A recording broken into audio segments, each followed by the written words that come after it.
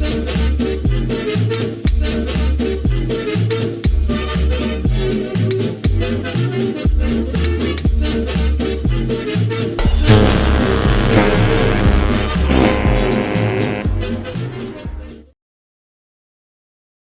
everyone and welcome back to the second half of the Drydock episode 299. We've still got plenty more questions to go, so let's settle in and do that.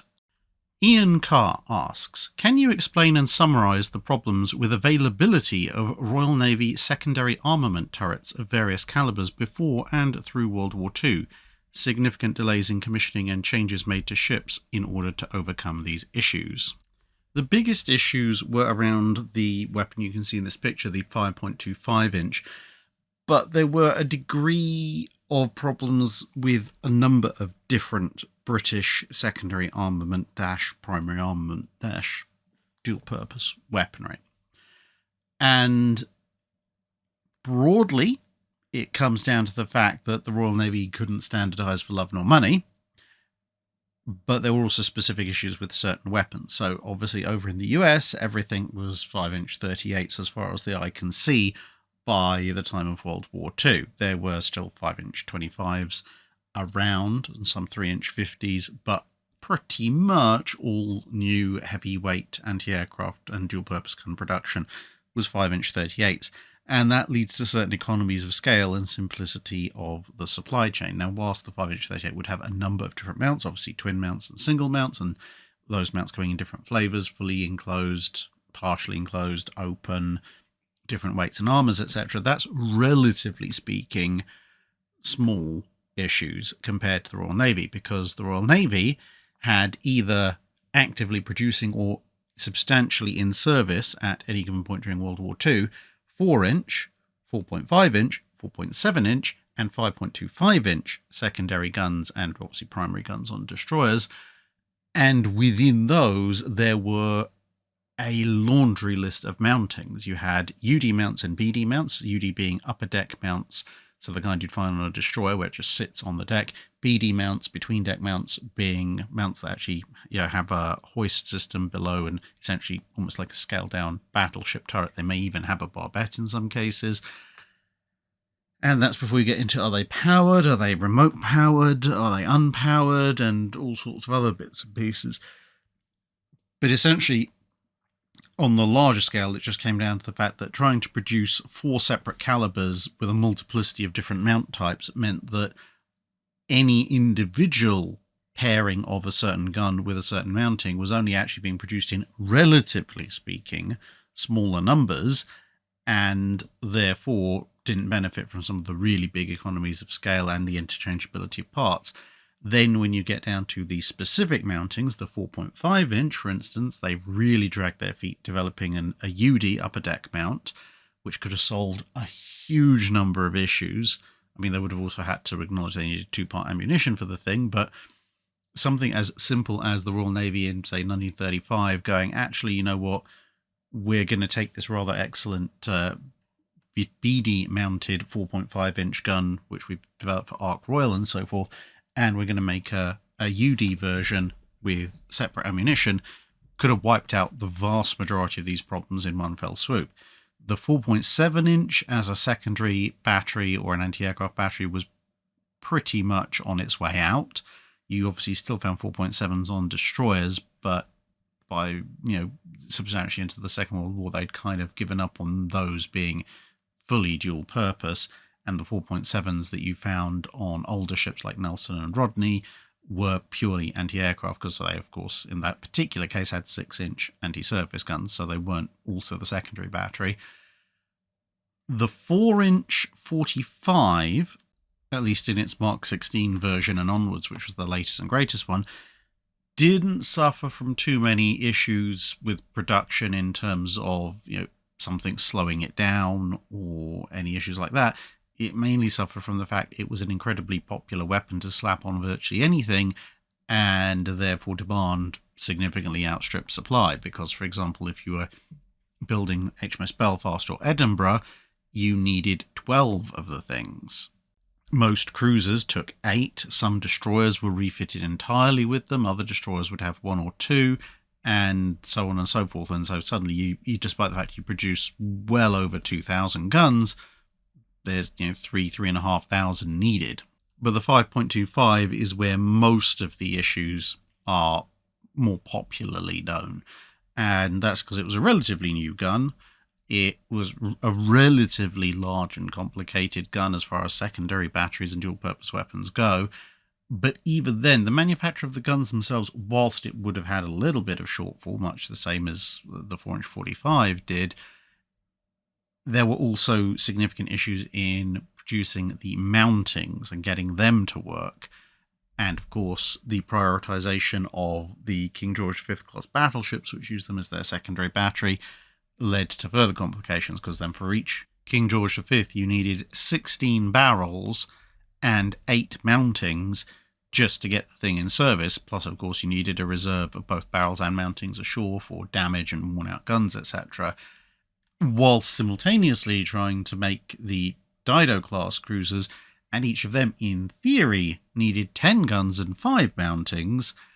And so when you're diverting everything possible over to the battleships, that's why you end up with some Didos armed with 4.5-inch guns instead of 5.25s, because the 4.5s were much easier and quicker to produce, and others being completed with only 4 mountings and 8 guns rather than 5 mountings and 10 guns. So if you're a time traveller and you want to make one small change that will quite significantly impact the Royal Navy throughout the Second World War, just drop a note to someone somewhere between 1933 and 1935 and go, develop an upper deck mounting for the 4.5-inch gun and split the ammo into 2-part ammo, scrap everything else, you'll be fine. Don't look down the barrel of a loaded cannon asks, on several occasions you've mentioned that an understanding of ship stability had been around for a long time, and when talking about the Dahlgrens you stated that some rudimentary analysis was performed. As a former engineer, I'd be very interested in a history of naval warfare analysis and modelling. For example, I've always wondered if during the golden age of sail, the mast thickness and taper, the mast spacing, sail area, etc., were determined via any modelling or analysis, perhaps very rudimentary, or if it was solely a combination of experience, trial and error, copying foreign designs, etc. Maybe this is for a Wednesday video? Stability calculations and the like definitely at some point will need a Wednesday video, but it will be a long time in coming. There's a huge amount of research to do in that field, specifically because unlike some elements of ship design, like for example hull form, which was basically able to be summed up as rule of thumb and inherited designs, essentially a trial and error, until Froude and his tank testing managed to completely revolutionize the field. Stability has a very long and protracted development. For obvious reasons, it was an incredibly important field, and what tended to happen was that every so often somebody would come up with a general rule of thumb which seemed to work, and as people refined it, thought, okay, right, there's got to be an underlying principle to this, and very quickly they would figure out an equation that would allow you to calculate this rather than just wild mass guessing or taking cues from previously built ships. Now, there was also an issue with this, because if the person who develops this equation is working in, let's say, Spanish pounds and Spanish feet, well, that equation might use certain constants which don't work if you try and use English pounds and English feet. And so sometimes these equations could remain hidden or secret to a specific yard or a specific group of yards within a specific nation, simply because exactly how it worked was not necessarily understandable to anyone else at first glance, and they weren't going to give many people a second glance. But as time went on, parallel developments would tend to work these out, and gradually a body of knowledge built up. And obviously, as the printing press kicked off, more international travel and communication, these things start to get shared around a bit. And so as you went over time, more and more equations accreted, which allowed you to calculate more and more elements of stability. The development of calculus, much as I personally hate the stuff, did turn out to be quite a useful thing for working out stability, because it meant you could do more complex equations. And so by the sort of late 1700s, getting into the early 1800s, there was a fair body of knowledge in terms of both general rules and specific formula that would allow you to do some fairly complicated analysis of the stability and trim of a ship, and where the sails should be, like you said, how thick they should be, what effect having particularly dense or thick masts would have on the overall ship stability, how deep your draft should be, etc. The reason I described some of the calculations done in the middle of the American Civil War when related to sticking Dahlgren guns on monitors as rudimentary is twofold. One, by our standards, or even by the standards of the 20th century generally, they would be considered rudimentary, because by the 20th century, considerable advances even further had been made throughout the 19th century and at the early 20th century. And of course, our methods of calculation had improved to a certain degree in the early 20th century, and then past the Channel's point of coverage, obviously you get electromechanical and then electrical calculators and eventually computers, which massively accelerate the calculations and allow you to do very complex modelling. But the other reason specifically with that scenario was that because although you had a fair body of work to do calculations from in the 1850s and 1860s, pretty much almost all those calculations had to be done by hand by someone who was essentially working them out in their head with a scribble sheet and maybe some books of pre-calculated values. If you were having to crash, build, and design a brand new ship like USS Monitor, for example, you just physically did not have the time to run through them all before the substantial design process had to be completed and the ship had to undergo construction.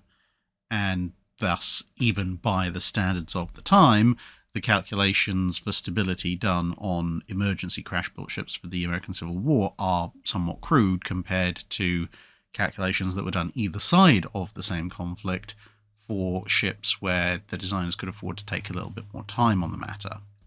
Greg M. asks, why was Admiral Nagumo selected for command of the Kido Butai? Substantively, he had no real background in naval aviation, and politically he was a member of the fleet faction of the Imperial Japanese Navy, while Yamato was at least nominally a treaty faction man. Were there no carrier admirals available for the Japanese Navy's premier carrier force, or was there some other reason? Nagumo must have done something right in his career to be a vice admiral and then get this command. Essentially, he was a relatively senior officer for that particular role at the time, and people couldn't come up with a strong enough argument to take someone else on instead. So obviously Nagumo was only a vice admiral, and you might think, well, surely an admiral, full admiral, should command the Kido Butai. But the thing is, this is something of a retrospective assessment of the importance of the Kido Butai. Remember, the Kido Butai was, yes, a combined carrier strike force, but it was essentially that, a carrier strike force that was maybe big enough to potentially be called a fleet, but it was essentially an element of a Japanese fleet within the overall Japanese Navy. And as such, it should traditionally carry a certain level of command rank seniority. A full admiral might be expected to be found commanding the first fleet, where all the big battleships, etc. lay, and subordinate to that would be the Kido Butai. And indeed, in most Japanese war planning, right up until they ditched the idea of luring the US fleet out, mid-Pacific and attacking it, the Kido Butai, or the carriers that would become the Kido Butai, were an ancillary element. They were to damage, perhaps maybe sink one or two ships as well, slow down and attrition the US fleet, but it was the battle line that was going to be the final decisive element. And that meant that it was therefore a vice admiral posting, not an admiral posting. once you commanded a carrier division prior to the Kido Butai being formed and then moved on to a fleet command, being sent back to command even the Kido Butai would on paper be something of a demotion, or at the very best a sideways promotion, which is never good for one's career. And so a wave of officers, which if you look on paper you might think they would actually make better commanders for the Kido Butai than Nagumo, they essentially had their turn, and now it was the turn of Nagumo's generation. And of that generation of officers, Nagumo was one of, if not the most senior by quite a way. Yamato apparently wanted Admiral Ozawa to take command, and given Ozawa's later track record, he probably would have done a much better job of things.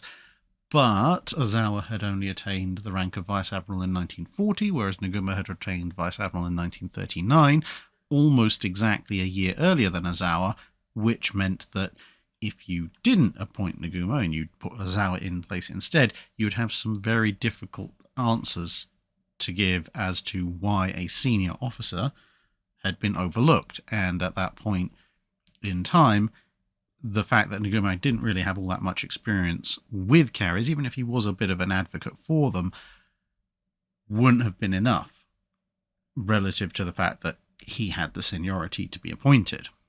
Matt Kidd asks, in the film Master and Commander, there are 2 lieutenants as far as I can tell, Mr. Pullings and Mr. Mowett.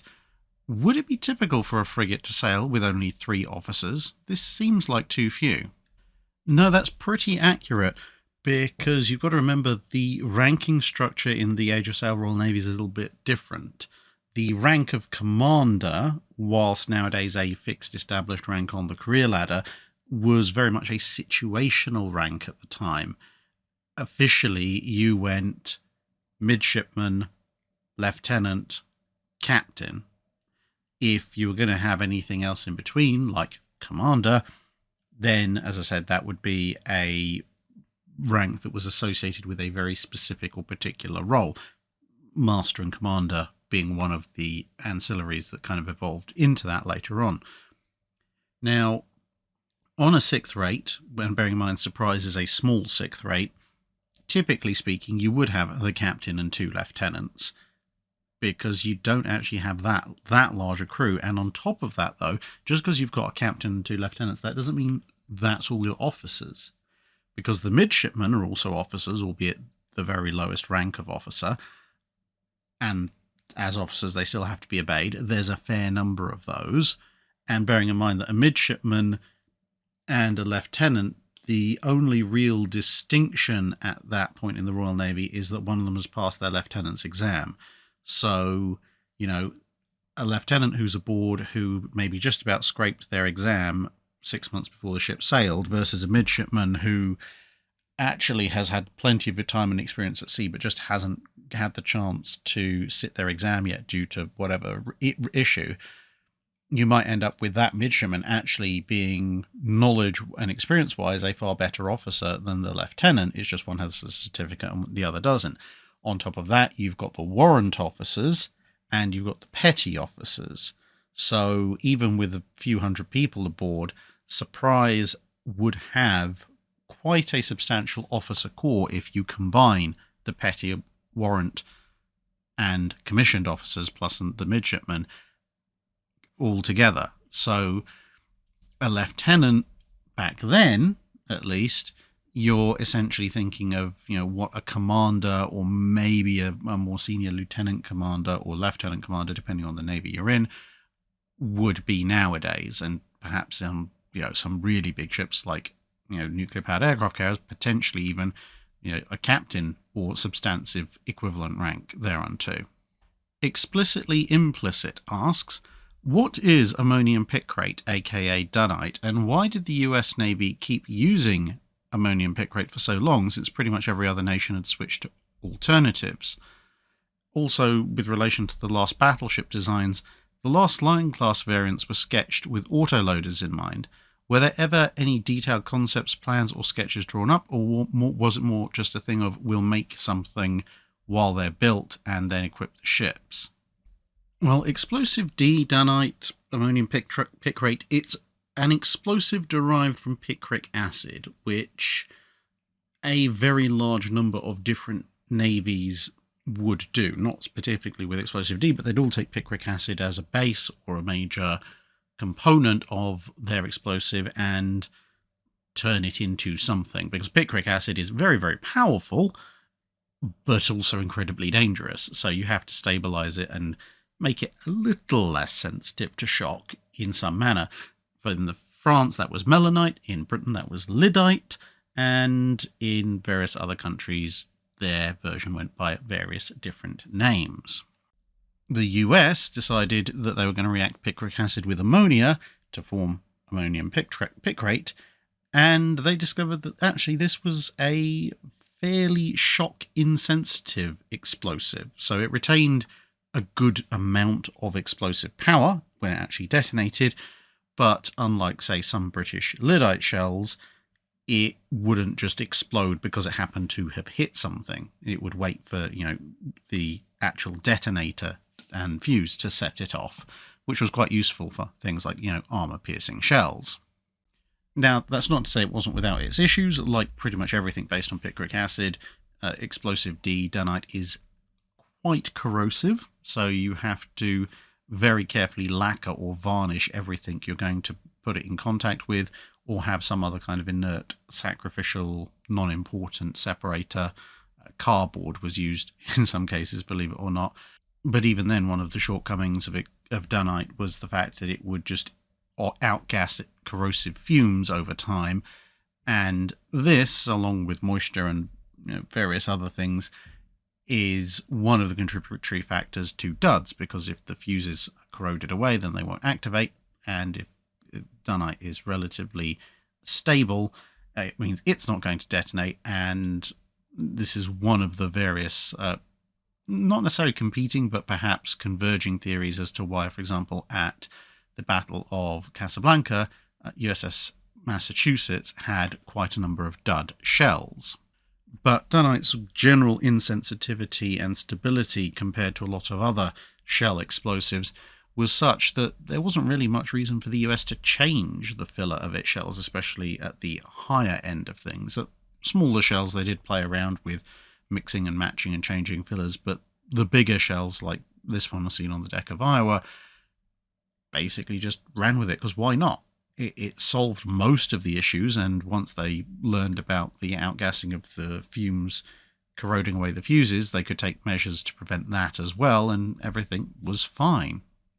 In fact, at one stage, it was found that the stuff was so insensitive that they actually ran the risk of having a shell that just wouldn't explode at all. In the interwar period, there were some tests where they found that shells filled with explosive D that hadn't had the explosive packed down really, really tightly would deflagrate rather than explode, i.e. they'd burn very, very rapidly, which wasn't brilliant if you happened to be in the immediate area. But without an explosion, if you weren't in the immediate area, you were actually okay. And if that's an enemy ship, well, you want everything in the immediate area and in the not-so-immediate area to not be very okay. That was in part solved just by making sure the stuff was packed down really nice and tightly, because as we all know, compacting explosives into a smaller and smaller area means a bigger bang in the end. One of the main reasons most navies moved on from Shimose, lyddite, melanite, etc., for example, the British went over to shellite, amongst other things, was the oversensitivity of those initial picric acid-based explosive compounds. And with the US, well, if it wasn't overly sensitive, why change? Eric Van Dooting asks, I was watching a Portholes podcast episode with Ryan Szymanski where they discussed Yamato, and a commenter noted that in Robert Lundgren's book, he pretty much definitively proved Yamato hit USS Johnston with 3 18.1-inch shells and 3 6.1-inch shells at a distance of 20,300 yards, and hit USS Gambier Bay with a first salvo shell at 22,000 yards. Unfortunately, I don't have this book yet, so I was wondering if you could confirm the accuracy of that statement, or if Yamato's gunnery performance off Samar is still a matter of dispute. If true, this would seem to be a rather excellent performance and not consistent with popular reputation. The book in question, by the way, in case you're wondering, is called The World Wondered What Really Happened Off Samar, obviously by Robert Lundgren, and that's a fair summary of part of the contents of the book. Now, yes, Yamato's guns were pretty accurate. I mean, as we talked about before, Yamato's guns, the 18.1 inches, had an inherent advantage to a certain degree over a lot of other guns just through the sheer mass of the shells, but also they were pretty well manufactured. And as I've said repeatedly in various Drydocks, Yamato had one of the best optically driven fire control systems ever devised. But with the big caveat that, being an optically directed fire control system, it didn't tend to work too well if things got in the way of being able to see the target. Hence why Johnston at that battle was able to evade both Yamato and Japanese fire generally by ducking into things like rain squalls, whereas an American ship in Yamato's position with gunnery radar would have been able to continue to engage. So the fact that Yamato manages to score some fairly long-range hits at times just by utilizing the fact it can see the target, and hey, it's got some nice accurate guns and a good fire control system, isn't actually really that shocking. The thing that's always been up in the air a little bit about Samar is exactly who hit who, because it was all very confusing, because lots of different ships were firing at other ships, and the Japanese had a chronic case of misidentifying almost everything, bearing in mind they think that Taffy 3's escort carriers are fleet carriers, and therefore they conclude that Johnston and company are cruisers, not destroyers, which makes, working out what's going on at any given time quite difficult. Now, obviously, in the manner that he usually does, Robert Lundgren has broken down the whole thing, almost minute by minute, track chart by track chart, and done his level best to put everything together, including where he can, reconciling the differences in the various ships' clocks, because they're slightly out of sync. With that being said, if you're interested in a general overall narrative of what happened, you might want to read a different book, because although I can recommend Robert Lundgren's book as an excellent book in and of itself, it is very much a technical breakdown and analysis, almost shell by shell. So unless you're into that kind of thing, use a little bit of caution. But if you are, then dive right in. Now, with all that being said, the performance of Japanese gunnery as a whole off Samar is still something of a topic of debate. Some elements have been pretty much closed down, as this definitely was done by this ship, even if for 50, 60, 70 years it had been traditionally held to be done by another ship, and Robert Lundgren's book has helped massively with that. But there, full disclosure, there are still some areas where various historians disagree over some of the details, particularly when it comes to some things like who shot at USS White Plains, the fact that different ships are using different die packs, and when does the shell splash with a certain die show up, and where there's a white shell splash, one without a die pack, does it correspond to this ship which didn't have a die pack, or does it correspond to this other ship that didn't have a die pack, and so on and so forth.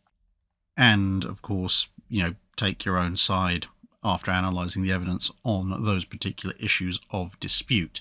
But we are talking about very specific exchanges here, not in any way implying that the gunnery and who hit who at Samar as a whole is in question. It's more about arguing about very specific instances.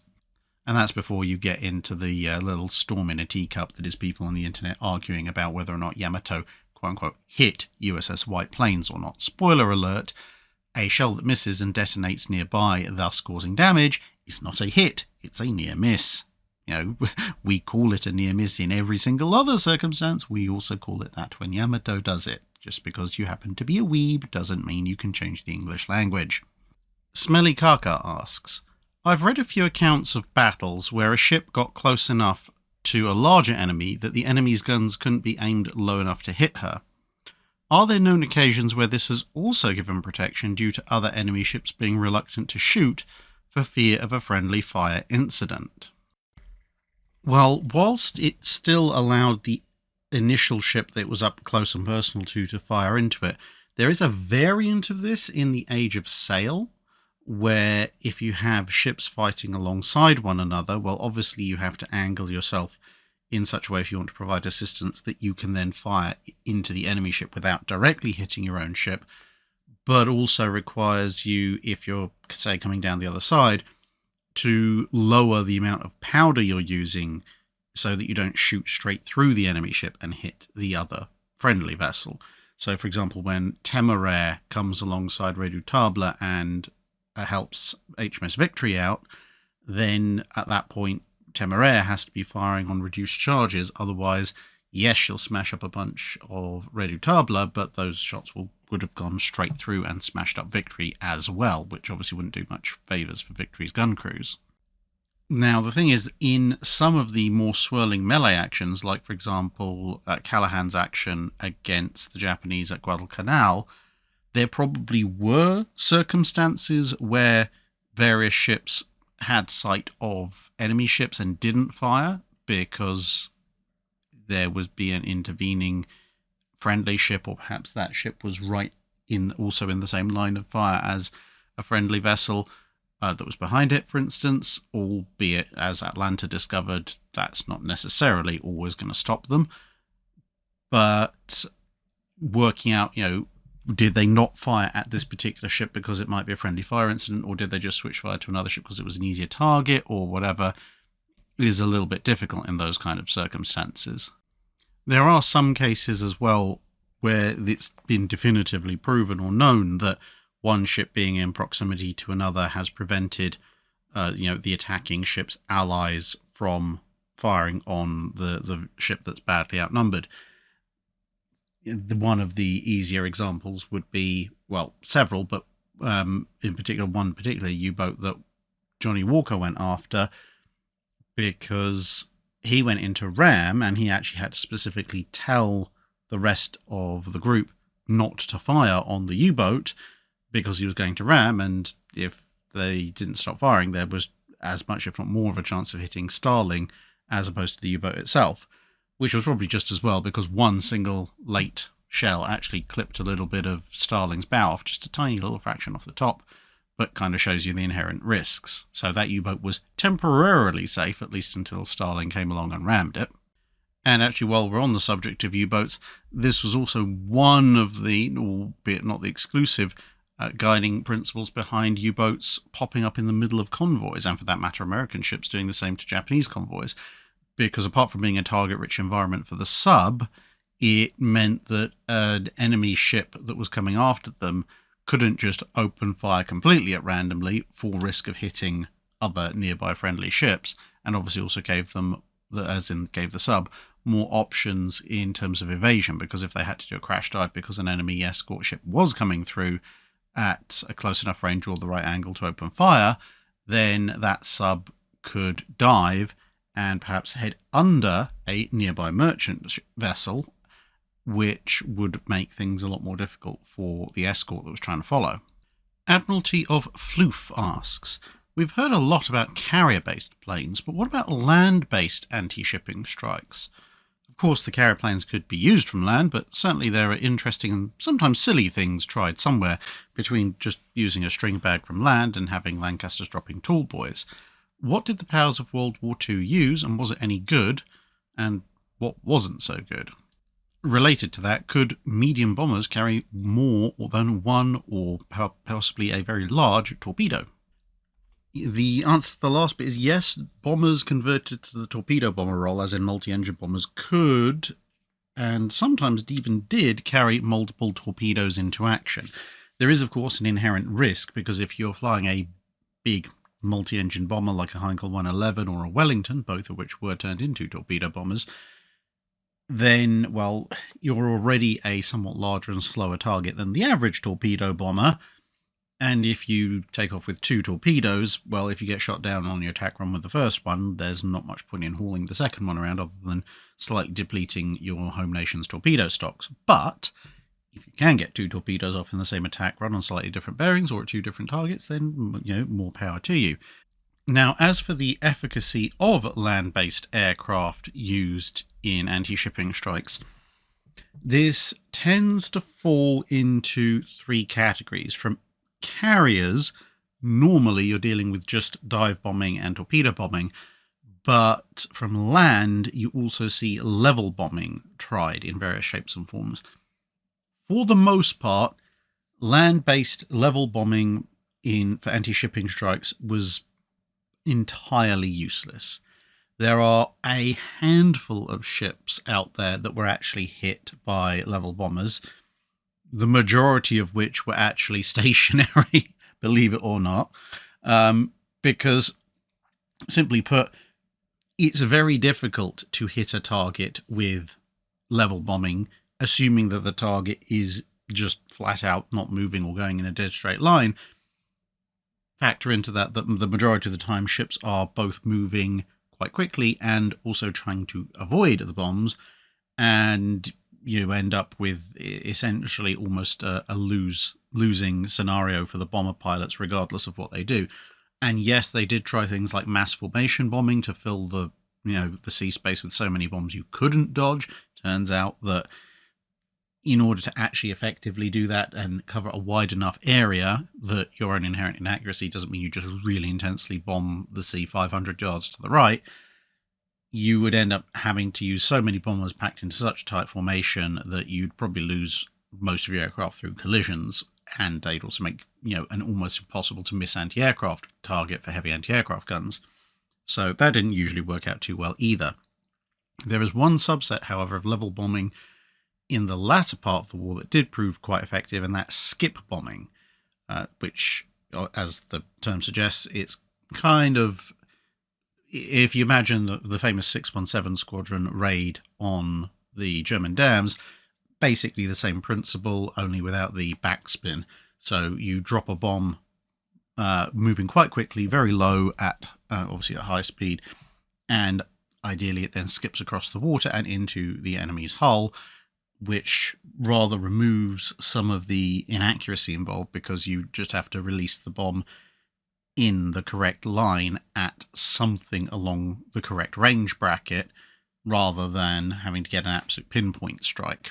And they were developing derivatives of the bouncing bomb for use, called highball, towards the end of the war. Now, one of the advantages of a land-based aircraft is they could be larger and more powerful. Now, as we said, you don't necessarily want to go like full strategic bomber level, because that becomes a very large target. But larger and more powerful aircraft like this B-25 can carry a lot more weapons, or heavier weapons, or both. In the B-25's case, very often was fitted with a bunch of nose guns as well as some fairly hefty bombs. But even something like a Stuka, which obviously Germany did try to navalize but never quite got around to, could carry some pretty hefty weapons. And that brings us actually quite neatly onto the second phase of what land-based strike aircraft could try, which was dive bombing. Dive bombing inherently more accurate than level bombing, and pretty much, as I said, see the Stuka, the Ju-88, a bunch of other aircraft. They were big and they could dive bomb, so they could carry 1,000, 2,000 kilos, so 2,200 pound or more bombs, which obviously have better armor piercing capability and more explosives, which will have more an effect on the enemy if they are hit. Bigger aircraft also, like the B-25, but somewhat smaller, like Mosquitoes and Beaufighters and so forth, can carry lots of nose-mounted cannons, so you can strafe enemy ships, at least the smaller ones, and do a fair bit of damage. And then also with the torpedo bombers, again, you can have single-engine or twin-engine torpedo bombers, and even if they're not carrying multiple torpedoes, so like, again, a Beaufighter, a Mosquito, etc., etc., they might only still carry a single torpedo, but they can carry a lot further. And in some cases are agile enough once they've dropped the torpedo to be self-escorting to a limited degree. And then, of course, you have the Germans launching things like HS-293 guided missiles, technically glide bombs, and the Fritz X as well. Later on, the Americans experimenting with the Bat bomb, and that's the BAT, B-A-T, radar-guided missile, not the Bat bomb as in the incendiary one where they strapped a bunch of incendiaries to bats, literal flying mammals. And these dive and torpedo bombing, and to a certain extent strafing efforts, tended to have mixed results, essentially based on the proficiency of the crews, because with Carrier aircraft, of course, they're going to be trained in naval strike quite extensively, so they have that expertise. Whereas land-based crews, you may have pilots who are absolutely elite. They've been maybe land-based, but they've been trained for months, if not years, in how to perform anti-shipping strikes. Some of the Japanese twin-engine bomber formations in the early part of the war, for example. Or they may be essentially pilots who've been trained to hit non-moving targets on land, who have been told, hey, there's a bunch of ships moving there we really want to stop. Can you go and throw some bombs in their direction? Such as some of the RAF bombers that were sent after Scharnhorst and Gneisenau and Prince Eugen during the Channel Dash.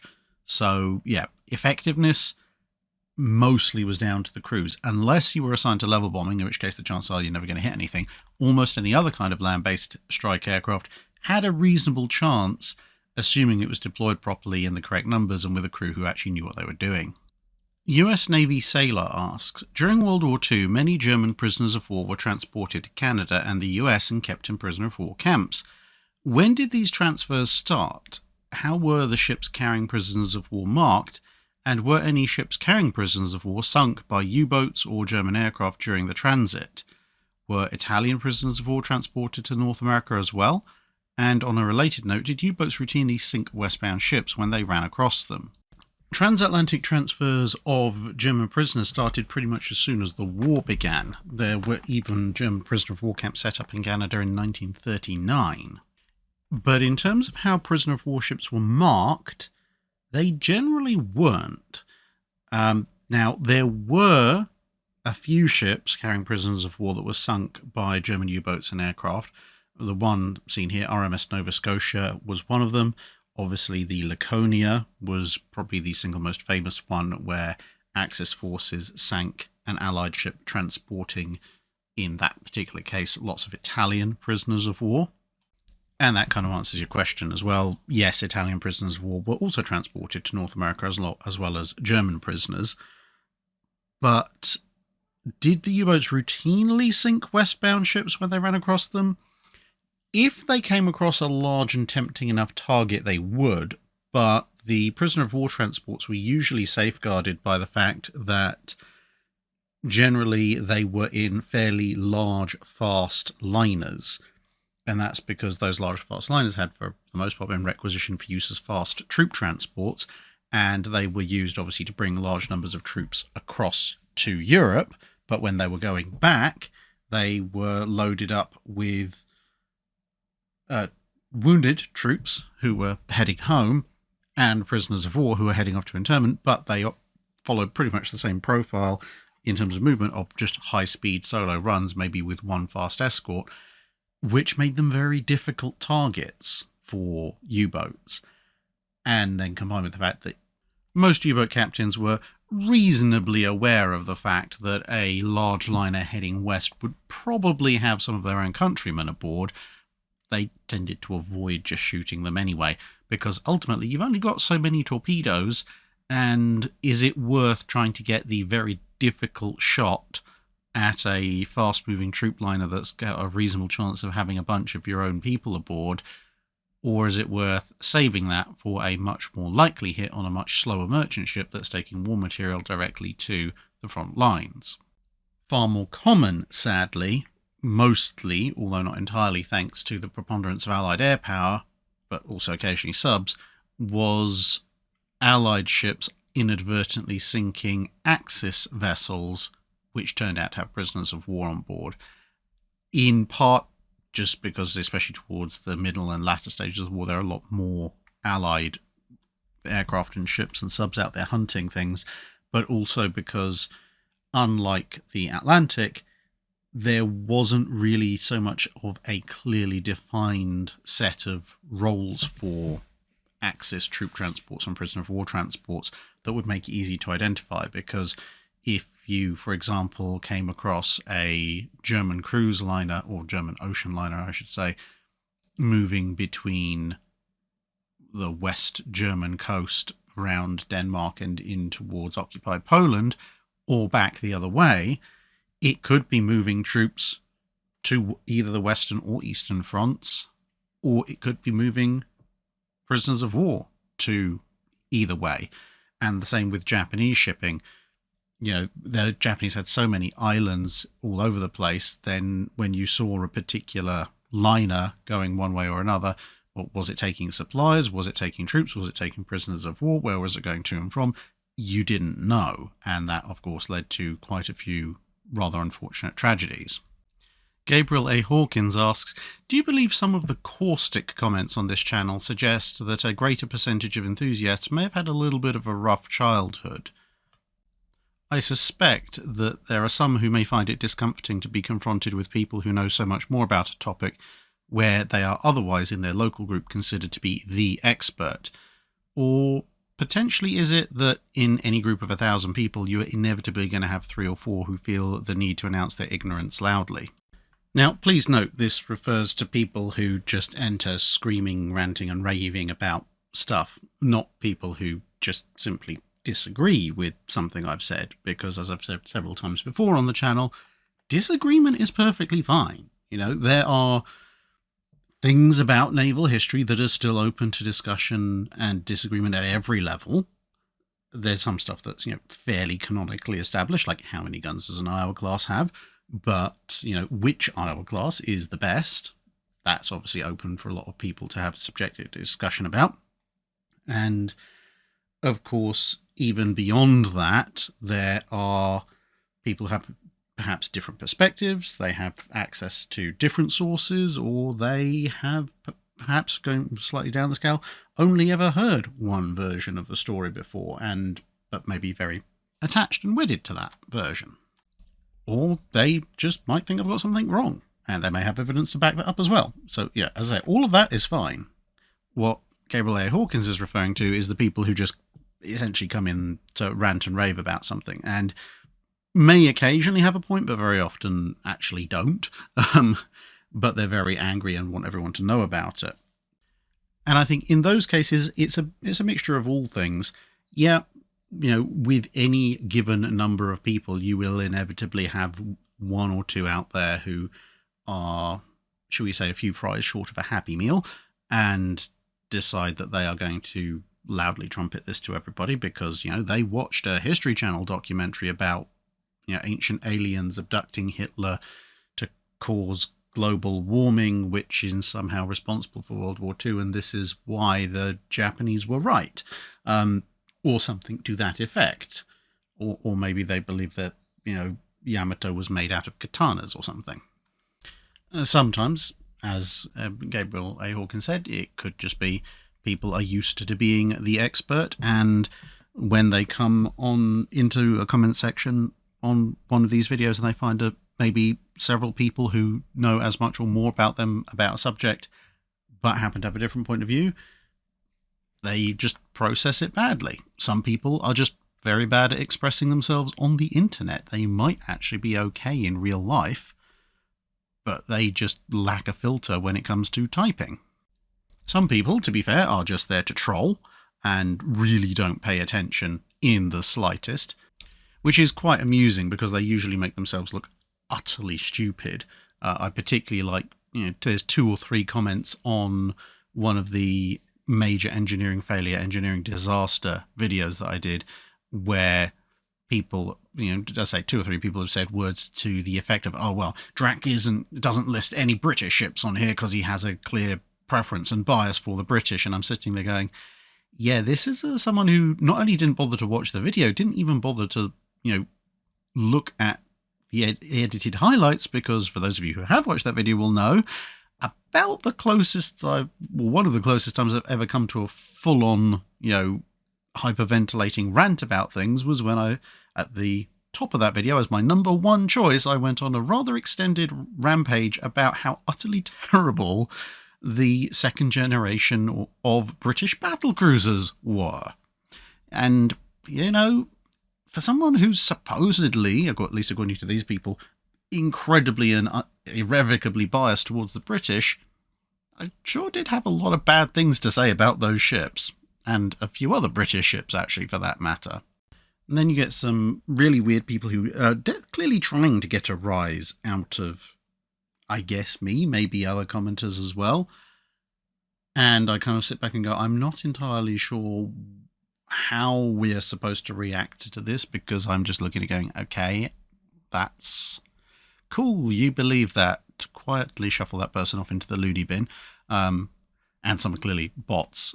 For example, on the Prince Philip video, there was a brief outbreak of, I'm presuming weirdly enough, Greek Cypriot nationalist trolls, which is not something I ever thought I'd say, all posting from accounts that were essentially Spartan random jumble of numbers and letters, all posting exactly the same, hilariously historically inaccurate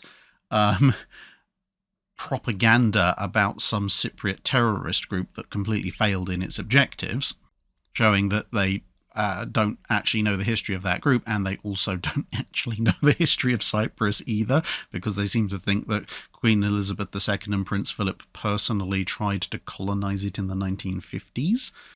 I do remember one person got very, very angry at me in the USS Midway video because I apparently didn't mention the very important fact that USS Midway was built from the hull of USS Montana, and when I tried to politely point out to him that this was not in fact the case, and Midway was its own hull design, and the hull of USS Montana was built in an entirely different shipyard, and we have photographic evidence of this, he really flew off the handle trying to absolutely insist that the Midway class were converted carriers out of discontinued Montana class hulls. But yeah, there's no helping that at that point.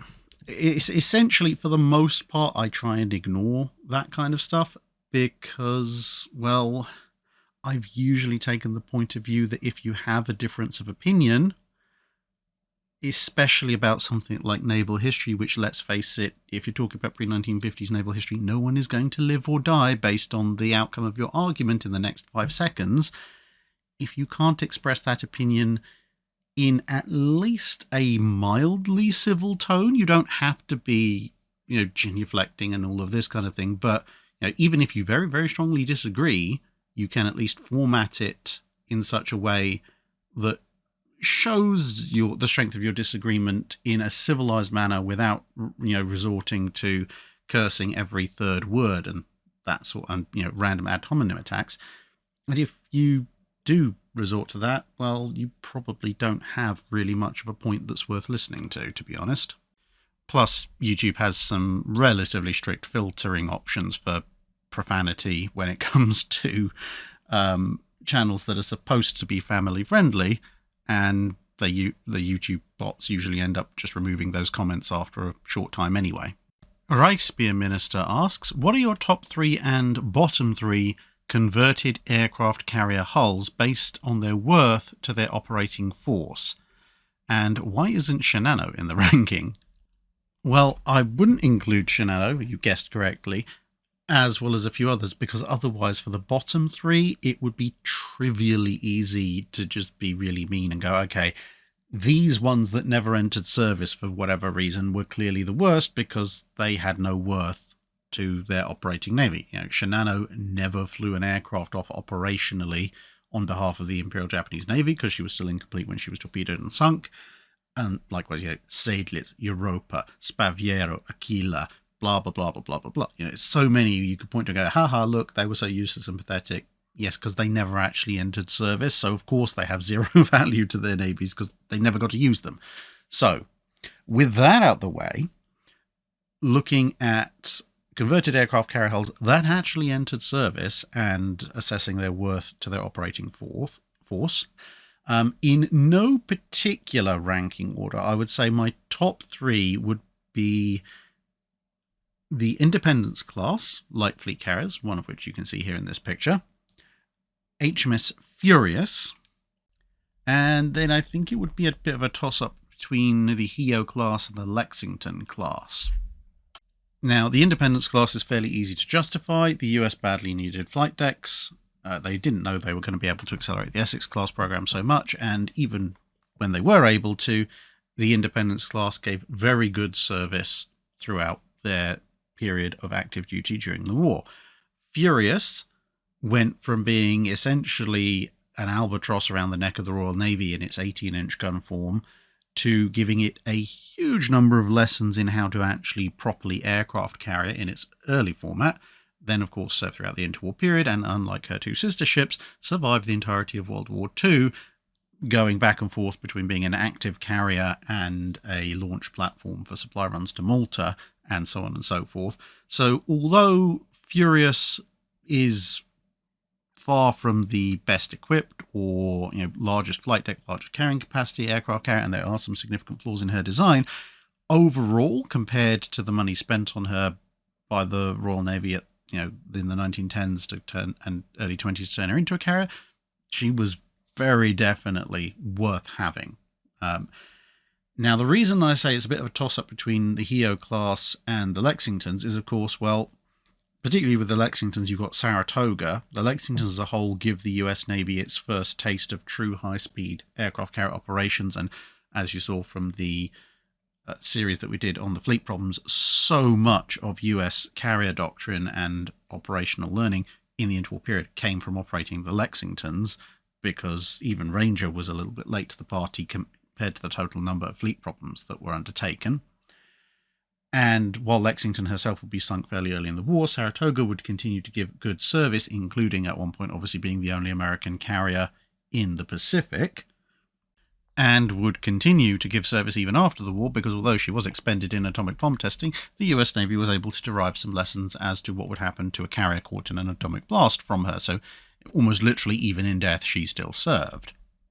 And I know John Parshall's probably throwing things at the screen for me even daring to include Hio and Junio on a list of top 3 converted aircraft carrier hulls, because, as he rightly points out, they have a list of issues as long as your arm.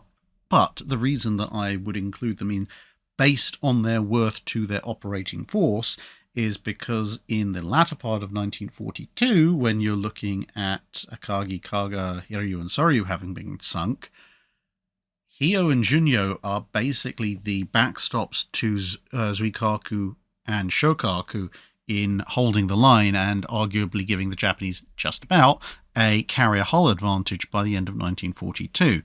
The Battle of the Eastern Solomons, the Battle of Santa Cruz Islands, and various other operations at that period would not have been possible without having Hio and Junyo on strength in the Imperial Japanese Navy, certainly not the way they turned out. And they would continue to trundle about as the Japanese carrier air arms gradually diminished to almost the point of irrelevancy.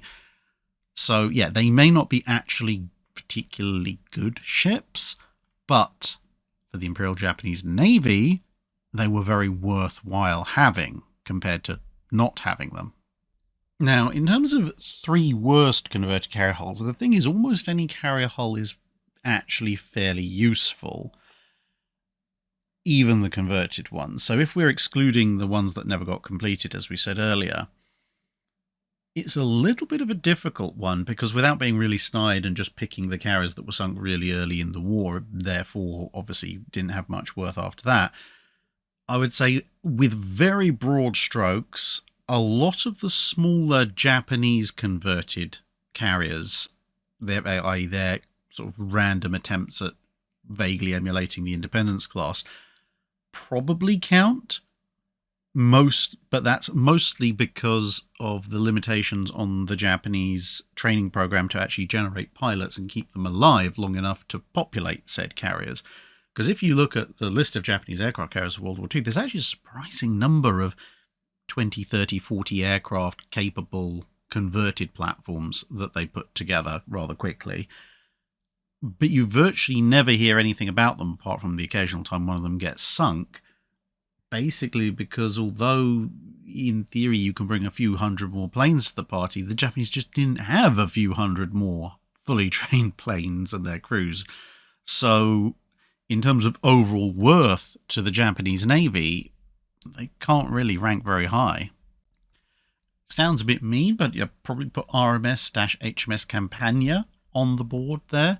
World War One, converted from an old ocean liner, and her sum total contribution was somehow missing the entirety of the Grand Fleet leaving harbour, and not thinking to question maybe we should go with them, and then damaging Royal Oak and Glorious in a storm, and then sinking. I mean, yes, she was an early aircraft carrier and all that, but honestly, what did she contribute that ships like Ark Royal and Engadine didn't? without the massive repair bills. The thing is, almost all of the others, it feels super uncharitable to actually go after them because, as I said, the reasons could sound really petty. You could say USS Langley because she was slow and ended up not even serving in the Second World War, but even she provided a decent amount of very early carrier experience for the US Navy. The same thing could be said for something like Argus, but she was a good training vessel. And occasionally convoy escort. So, if we're going to go on to straw clutching at that point, you might as well throw a Kagi or Kaga in. Not because they were considered of low value by the Imperial Japanese Navy. Far from it. The Japanese Navy found them very valuable and learned a lot from them. But because we're doing straw clutching here, if a Kagi and Kaga hadn't been around, then maybe the Japanese Navy wouldn't have been tempted to try and Pearl Harbor.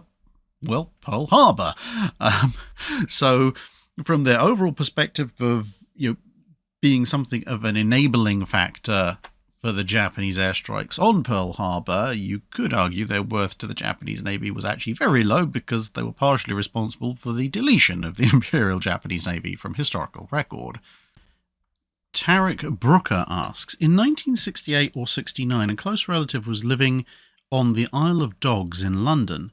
They've told me a story ever since I was little of a large American warship going up the Thames with the stars and stripes flying and crew on deck. Is this something you can confirm, and if so, could you shed a bit of light on the event? Unfortunately, it is a little bit outside the time zone the channel covers, and so my usual sources and tracking and familiarity with US warships really isn't there.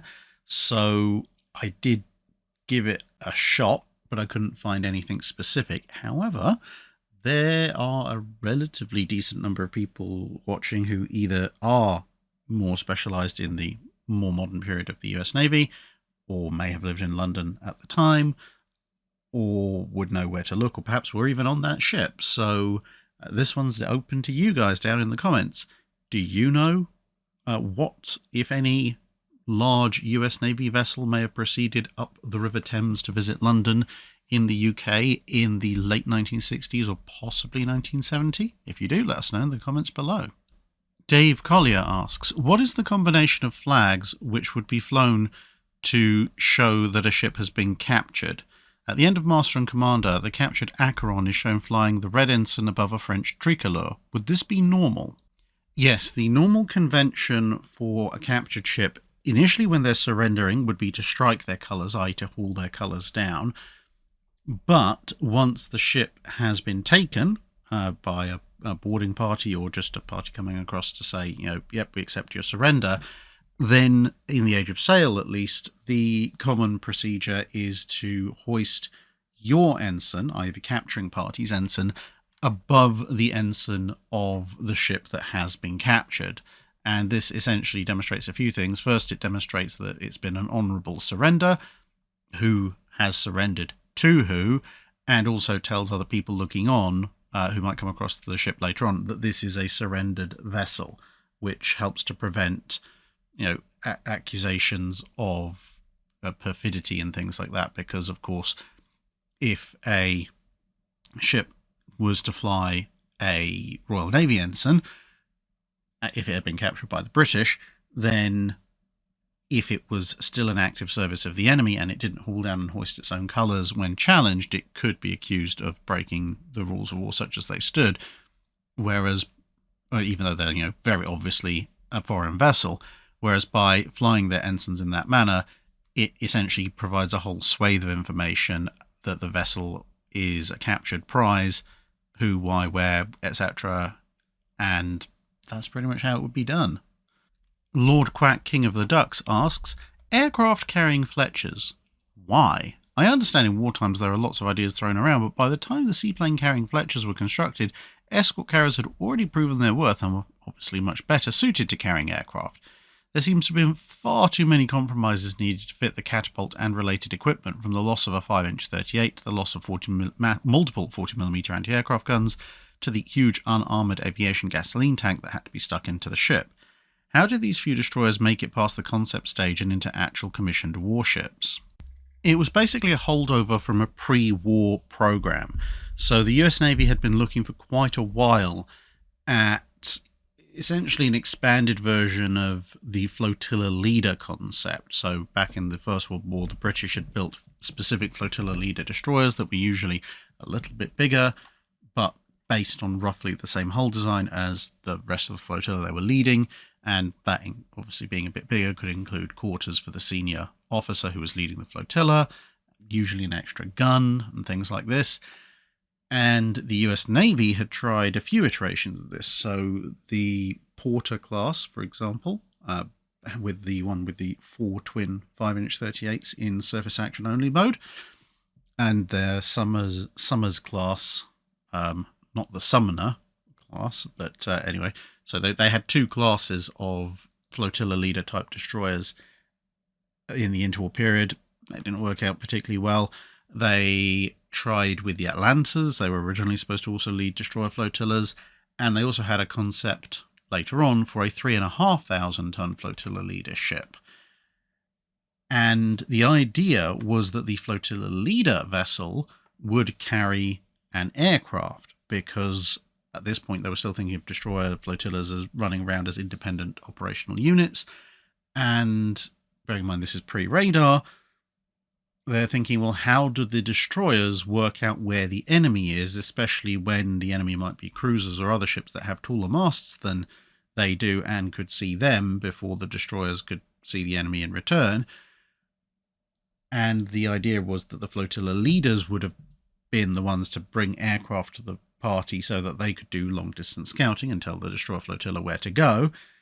With the failure of their latest attempt, they decided, well, why don't we just stick aircraft launchers on half a dozen Fletchers and use them as scouting flotilla leaders instead? Admittedly, yeah, we have to lose some armament, but we gained the scouting. Now, they did plan, as I said, half a dozen, 6 conversions, but in the event, obviously World War II was already ongoing when the concept was approved, but America's involvement in World War II followed. And pretty much all the reasons and more that you just listed became very readily apparent with the first 3, and they decided, yeah, let's not do that anymore. The second 3 weren't converted, and the first 3 had their aircraft carrying equipment landed pretty sharpishly and would serve out, the end of 43 and then 44, 45 in a slightly less explodey fashion. Snowstalker36 asks, I'm interested in learning more about the Malta convoys, and you recommended in Passage Perilous by Vince O'Hara and Malta Convoys by somebody previously. Can you give a quick overview of their coverage to help me decide which to get first? So, in Passage Perilous, as you can see here on the cover, looks specifically at the convoy battles in June 1942. That's Operations Vigorous and Harpoon. So it's a very detailed look at those particular operations, which were essentially combined, the one coming from the east, one coming from the west. And so if you want a really, really detailed look at one particular set of convoy actions, that would be the one to go for. And to be honest, go for it generally. It's a very reasonably priced and very excellent book. Whereas the other one, Malta Convoys 1940 to 1943 by Richard Woodman, is a somewhat thicker book. It's about twice the length of In Passage Perilous, but it covers, as the title suggests, all the convoys. So it cannot cover Vigorous and Harpoon in quite as much detail as Vince does in Passage Perilous, because otherwise half the book would be taken up by just that single set of operations. But, of course, it does cover in a reasonable amount of detail the entire thing. The other one, which I would also actually add to that, if you can get your hands on it, is a relatively short book, but it's called The Royal Navy and the Mediterranean Convoys, A Naval Staff History. Now, it's just under 200 pages, therefore it cannot cover everything in anywhere as much detail as either of the previous 2 books, but, rather interestingly, this used to be a confidential book issued within the Royal Navy. It was actually issued in the Royal Navy in the late 1950s, and as the title suggests, it's essentially the Royal Navy's naval staff going over the Mediterranean convoys and pointing out the lessons that needed to be drawn from that, as well as giving a fairly basic history of everything. So if you want to know, what the post-war Royal Navy itself was looking at the situation and evaluating it as, that would be another one to go for. Zed Stewart asks, in a fantasy book I read recently, one character tries to make a point by pointing out that 1 in 5 ships sent out by a merchant are lost at sea in one way or another. That immediately struck me as just an absurdly unsustainably high loss rate, but it does raise the question, in the age of sail, just how dangerous was transoceanic trade, both for ships as a whole and for individual sailors, and how often were whole ships lost, and how often were individual men lost at sea? It greatly depends on two things: when in the age of sail, and also how far are these ships going. So if you're looking at transoceanic trade, that's actually pretty dangerous. And obviously, as time goes forward, ships get better designed. You get chronometers so you can work out what longitude you're at. So running into large land masses where you don't think they should be becomes less frequent, and finding large land masses when they don't show up where they're supposed to be also becomes more frequent. But before that, it was a little bit of pot luck. So, for example, in the early 1600s, when the Dutch were sending transoceanic fleets over to the Spice Islands to conduct the spice trade, half the ships from a group of 6 or 8 might come back. That wasn't great, but it wasn't necessarily unexpected.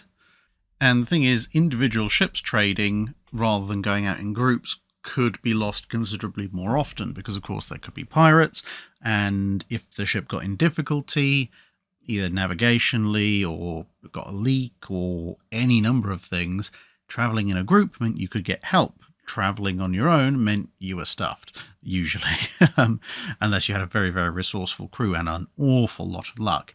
Also, prior to the widespread deployment of anti-scurvy medication, ships' crews just sailed with an inbuilt assumption that a good percentage of them would die, because that's how long-distance trade worked. And, well, long-distance voyages of exploration, long-distance military voyages, pretty much anything long-distance in the age of sail that didn't involve, coastal surveying where you'd be putting into shore or into port very regularly for fresh food, meant that you just had to live with the fact that maybe 20, 30, 40% of your crew would die of scurvy. But it also, again, depends on what kind of transoceanic trade you're doing. The, Dutch East India Company and Portuguese spice trade going from northern or southwestern, in Portugal's case, Europe, all the way down through the Atlantic, round the tip of South Africa, up through the Indian Ocean, and then all the way back again, actually had a pretty high attrition rate, whereas, let's say, Spanish treasure fleets going to and from Central America and the Caribbean, between the numbers of them, the size of the ships, and the fact that that route had been travelled quite a lot, had a, relatively speaking, low attrition rate outside of major storms or English predation. So on some trade routes, 1 in 5 might be considered actually a pretty decent loss rate and slightly better than average. On others, 1 in 5 might be pretty disastrous because you really didn't expect that. As I said, it really depends on time period and specific trade route. Cisco fan asks, so there seems to be this perpetual myth going around that the reason the battlecruisers at Jutland had accuracy issues was because Royal Navy XOs were limiting the amount of gunnery practice because it made the ship look dirty, which hurt their chances for promotion. Yeah, it's completely wrong.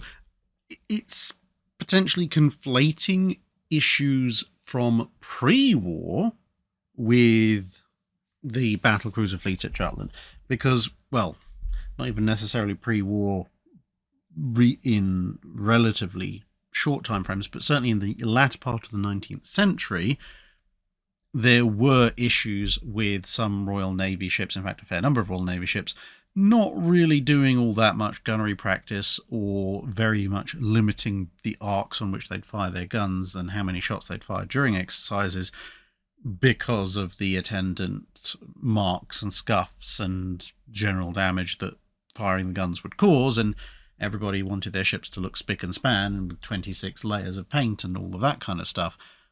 But by the time of World War I, that had well and truly been beaten out of the Royal Navy by numerous people, including Fisher. Now, what the actual problem, well, with the battlecruisers at Jutland, at least as far as gunnery is concerned, without going into the multiplicity of theories about exactly why the various battlecruisers exploded, was not a lack of gunnery practice, but perhaps, if anything, too much gunnery practice in the wrong circumstances, because the Grand Fleet was absolutely obsessed with getting their gunnery to a good standard, and they had this massive great anchorage at Scapa Flow to practice in, as well as being able to just go and wander about the northern part of the North Sea. So they were getting gunnery practice in some pretty rough weather at realistic battle ranges. And of course, this informed how everything developed for them. Conversely, the battlecruiser fleet, shortly before Jutland, for some time before Jutland, were confined to the Firth of Forth, Rosyth, in order to allow them to react faster to German battlecruiser incursions on the British East Coast. The problem with that is that Rosyth is many things, but as a Scapa Flow-size anchorage, it is not. And without demolishing large sections of the Scottish landscape and significant portions of the Scottish population, you cannot really hold heavy artillery practice at long distance in Rosyth or in the Firth of Forth. And since Scottish people as a whole generally tend to object to being blown up by 12-inch and 13.5-inch high explosive and armor-piercing shells, they tended not to do that. The problem was, they were far south enough not just to react to the German battlecruisers, but also for U-boats to be much more of a threat, both directly and indirectly through mines, and the approaches to Rosyth were a lot more confined, making it a lot easier for said U-boats or mines to be in their path of approach, or just out at sea generally. And as a result, the battlecruiser fleet did not get anywhere near as much open at sea long-range gunnery practice as the Grand Fleet did. And this meant that, among other things, what they could practice in terms of gunnery was how quickly can we reload the guns? Which, as one of the leading theories about what went wrong at Jutland, kind of contributed to potentially some of the problems they were having in the whole exploding department, which is not what they were supposed to do. And it's actually quite noticeable how this is borne out by the actions of two units. So 5th Battle Squadron, the Queen Elizabeths, obviously came down to support the battlecruiser fleet, whilst 3rd Battlecruiser Squadron was away up at Scapa for gunnery practice, explicitly because the confines of Rosyth and its effect on regular gunnery practice were known, and they were trying to mitigate this. But 5th hadn't been around long enough for the, whatever practices the battlecruiser fleet was enjoying down there to percolate into their ships, and so you see 5th Battle Squadron doing significantly better in gunnery terms in the run to the south and the run to the north than their battlecruiser compatriots. And 3rd Battlecruiser Squadron under Admiral Hood, who'd been up at Scapa for a little while, doing said gunnery practice, shockingly enough, when they confront 1st Scouting Group, do again significantly better than 1st and 2nd Battlecruiser Squadrons when it comes to shooting German ships, even though 3rd Battlecruiser Squadron is the oldest battlecruisers, because they've had a chance for proper long-range gunnery.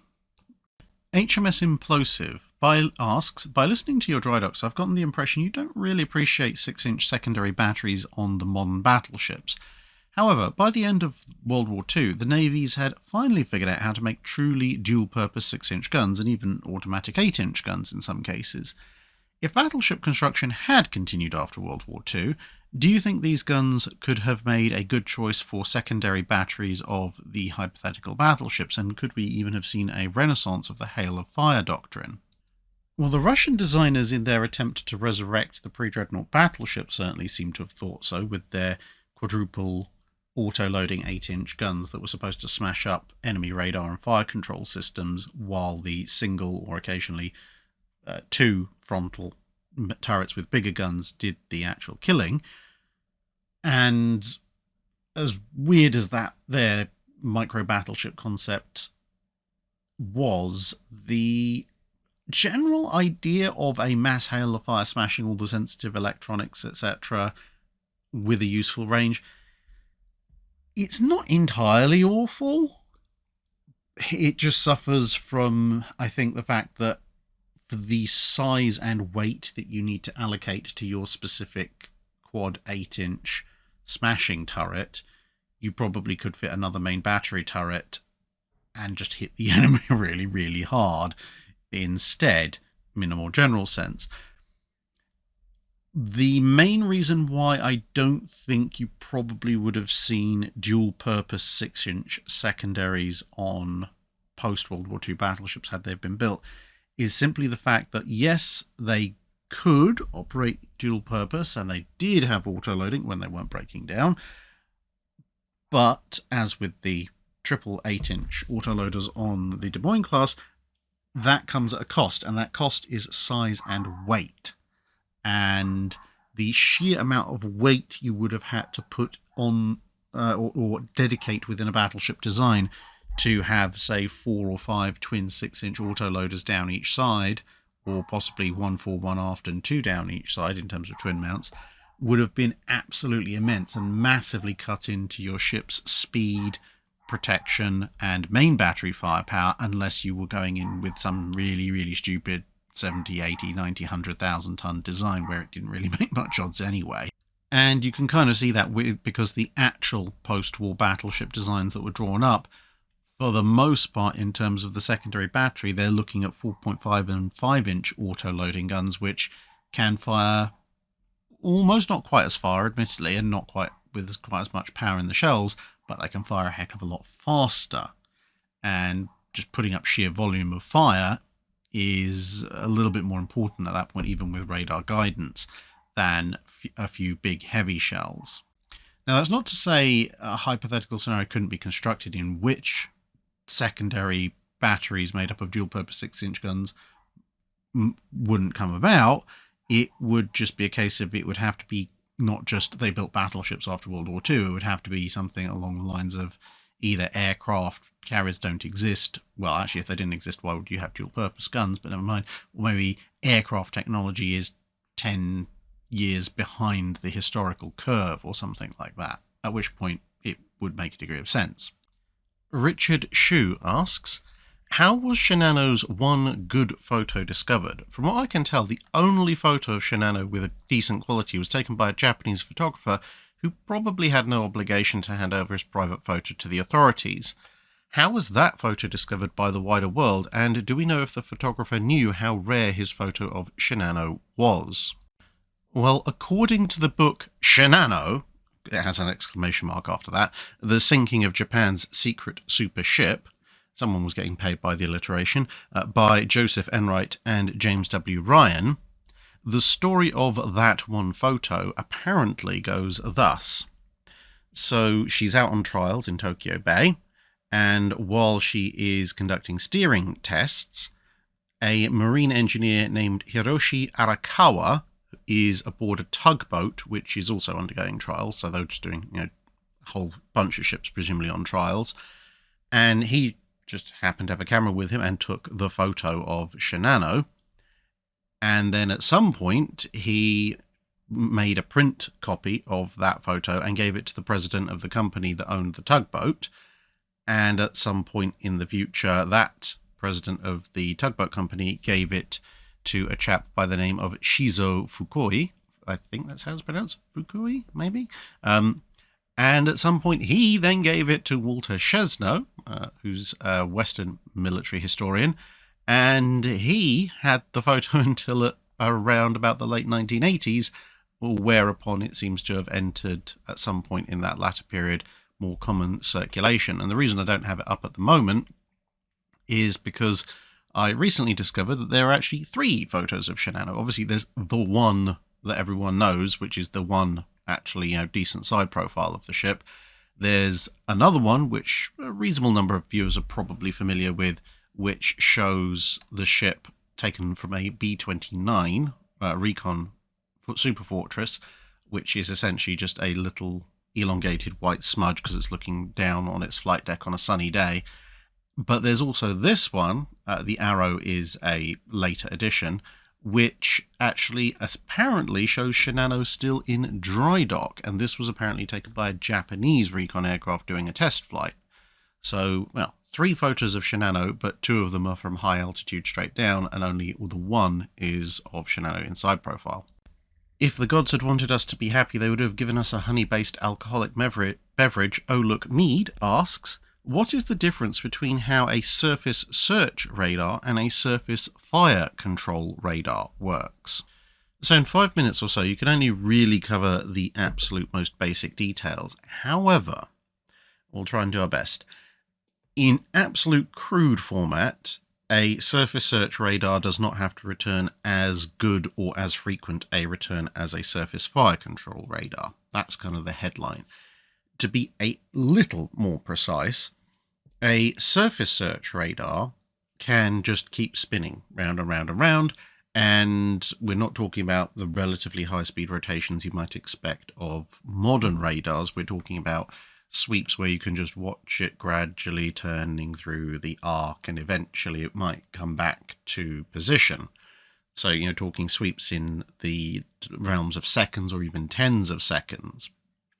Now, obviously, that means that at any given contact it establishes is going to take a while for it to come back and verify that contact, which for gunnery, which requires near constant input if you want the absolute best results, that's obviously not ideal.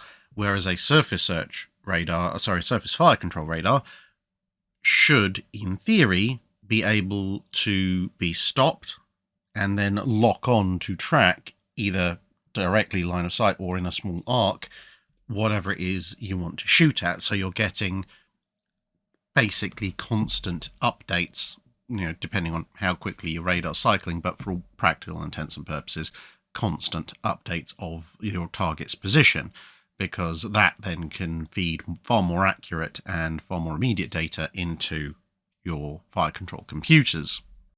But as with almost everything, there are exceptions to every rule, and a relatively fast rotating radar that doesn't stop could be used for at least some surface fire control. I mean, at that point, it wouldn't necessarily be any worse than someone on an optical rangefinder, at least in the early days, going, aha, yes, well, I can see that we're at, let's say, bearing 020 range, 15,000 yards, and communicating that down. Now, obviously, relatively quickly, this kind of transmission data was worked out to be done fairly automatically, but we're talking really crude days. So very crudely, you could use a spinny radar to provide the data, at least in various points, or you could use a slower spinning radar or even a fast spinning radar as a sense check to your optical rangefinder solutions.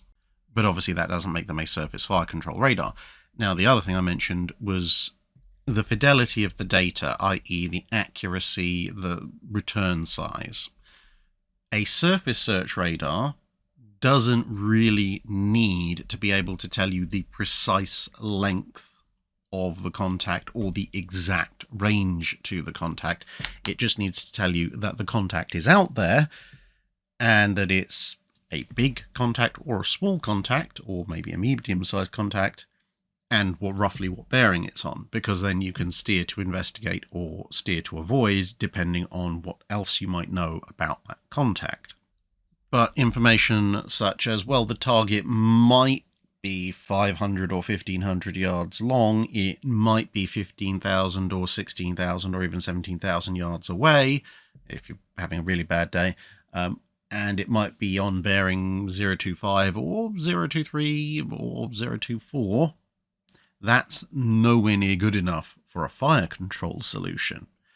Whereas shorter wavelength radars, generally speaking, tend to result in higher fidelity output, and so a surface fire control radar normally will have a shorter wavelength than a surface search radar. A surface search radar, conversely, with the longer wavelengths, can scan a greater distance. So with a sufficiently short wavelength radar, and this is one of the reasons why cavity magnetrons and centimetric radar was so useful, you can start picking out things like the range is 15,750 yards, give or take a yard or two. The bearing is 027.4, and so on and so forth. And that kind of data fed into your fire control computer can generate a fairly accurate fire control solution. Now, of course, we're talking about ideals, and there's a whole sliding scale of wavelengths and the ability of the instruments to resolve the information they're receiving and everything. But I think you get the general point that a surface search radar gives you a crude indication that there's something roughly out there at roughly this range. A surface fire control radar hopefully should be giving you a far more accurate idea of where that target is and what it's doing, so that you can plug that into your fire control computers. You can, of course, use data from a decent-ish surface search radar to get a crude fire control solution, and you can use surface fire control radar as a short-distance surface search solution, but neither of them is going to be as good as the other, obviously in the respective roles. Peter Guy asks, when I lived in Brooklyn, New York, I got to visit one of the two 20-inch Rodman guns built at the end of the US Civil War, located at Brooklyn's Fort Hamilton in an unceremonial patch of grass near a busy street overlooking New York Harbor. It was massive to behold. While the gun was almost 20 feet long and was a marvel of engineering, it seems to have had a caliber of about 10.5, and because of that it was a disastrous failure, despite apparently being able to range out to 3.5 miles. Do you know why this gun failed, despite Rodman's success with his smaller guns, including 15-inch weapons? Essentially, it was just too big for its time, and in fact actually demonstrates a lot of the issues that would be associated with looking at 20-inch guns and above, even in the Dreadnought period. Essentially, to actually cast the thing in the first place was beyond the capacity of the vast majority of gun manufacturers. And remember what I said when I did the video on the battleship gun manufacturing. It doesn't really matter if you have one particular foundry that can make your one monster gun, because you're going to need quite a few of them, and therefore you have to limit yourself to what factories in general can make, or you have to upgrade all your factories. As it was, they had to go through a very expensive process and a very delicate and long-term process. It took almost 2 weeks from start to finish to actually melt enough metal, pour all the metal into the cast, and then cool the cast down to actually make the 20-inch Rodmans, as opposed to the 15 inches, which could be much, much more quickly manufactured by a lot more furnaces that didn't require all this expensive and unique setup. And then when it was test fired, it fired perfectly fine, but it took around 2 to 3 times as long as a 15-incher to traverse and elevate, and it took about twice as long as a 15-incher to reload. And despite Rodman's improvements to the powder charge to give it a higher muzzle velocity, as you said, it still had a range of about 3.5 miles, which, if you account for the fortifications it's on and the unapproachable shallows, basically means there's a 1 to 2 mile band in which it can actually engage shipping, bear it being in mind it is still a relatively short barrel weapon. And the time it took to load, the time it took to aim, and this relatively short engagement band basically meant that if you were to use it as a coastal fortification gun, which is what it was proposed for, you might get off 1, maybe 2 shots before a ship proceeding at any significant speed actually passed completely through your arc of fire and went on to attack, in the Rodman gun's case, New York Harbor. And the chances of you hitting anything at 2-3 miles with this thing with a single first off shot, unfortunately, are pretty slim. So in some ways you could almost look at the various slightly fanciful proposals people these days have for mounting a Dora cannon on a ship. Yes, in theory, if you hit a ship with the Rodman 20-inch projectile in the latter part of the 1870s, it would have an absolutely devastating impact, but the chances of you actually scoring a hit are pretty slim, if not non-existent.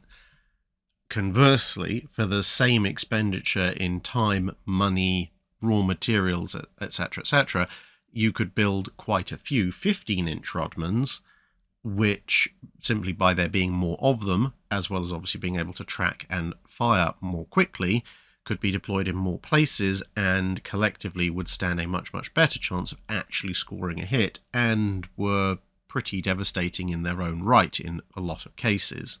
Rodney McCoy asks, while I was watching one of my favourite World War II movies, The Battle of River Plate, you have USS Salem standing in the live action for Graf Spee. This made me wonder, just how good of a commerce raiding ship would the Des Moines class have been? Slight aside, it shows just how far technology had advanced in the period between just pre-World War I and late World War II, because if you compare a Des Moines class with the Invincibles, the first battlecruisers, the Des Moines are actually longer, even though they displace, roughly speaking, the ballpark figures for the same as an Invincible class battlecruiser. They're a lot faster, and of course, armament-wise, whilst the Invincibles carry a physically heavier armament in form of the 12-inch guns, obviously Invincible's secondary battery is nowhere near as effective as Des Moines' secondary battery of 5-inch and 3-inch guns, and, well, 6-inch armor on an Invincible versus the 8-inch auto-firing, auto-loading guns on a Des Moines,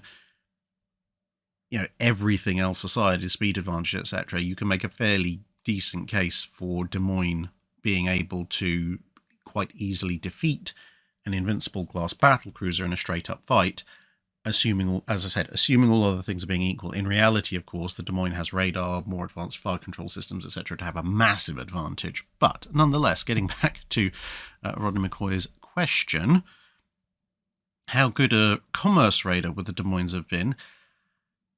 It depends quite a bit on the time period, but if you were to put a Des Moines as a stand-in for Graf Spee in 1939-1940, it would have made an absolutely lethal commerce raider, because unlike Graf Spee itself, Des Moines pretty much is the epitome at that period of can kill anything that can catch it and can outrun anything that can kill it within reason.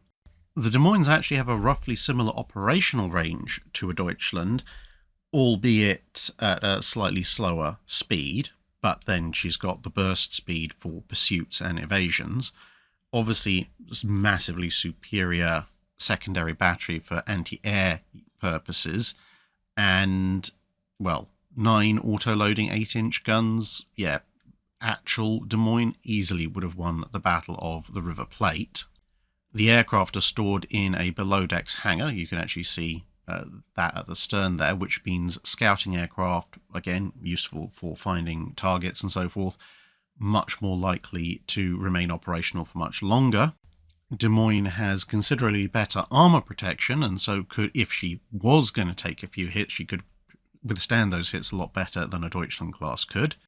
So in an environment which is similar to that which the Deutschlands were launched into, Des Moines would have been an absolutely superior commerce raider, and could also have, taken on fuel from captured ships, even though it probably would have degraded her capabilities slightly, but the option would be there, whilst being able to destroy pretty much anything that could catch up with her, unless it was a truly large fleet and involved, certainly in 1939-1940, would have had to involve at least one, possibly more battlecruisers, so, Renown, Hood, Dunkirk, Strasbourg, that kind of thing, with backup. They would have been able to catch and kill her, but that essentially means that you're down to 1 or 2 operational groups that can catch and kill her that require a lot more devoted resources as compared to small collections of 3 or 4 cruisers here and there, which there are a lot more of. In the time that Des Moines was actually around, which is essentially the post-war period, on paper, as long as she doesn't stray too close to an area that can afford massive land-based air cover, she's just as good. The weakness would be that, we were talking about the late prop, early jet era, and although she does have a very fearsome anti-aircraft battery, alone, if she strayed into range of land-based airfields and they could send several dozen aircraft at her, she would still be much more vulnerable to being damaged and taken out. And obviously that kind of massive air cover wasn't really available in 1939, 1940, but as long as she stays out of that, that'd be okay.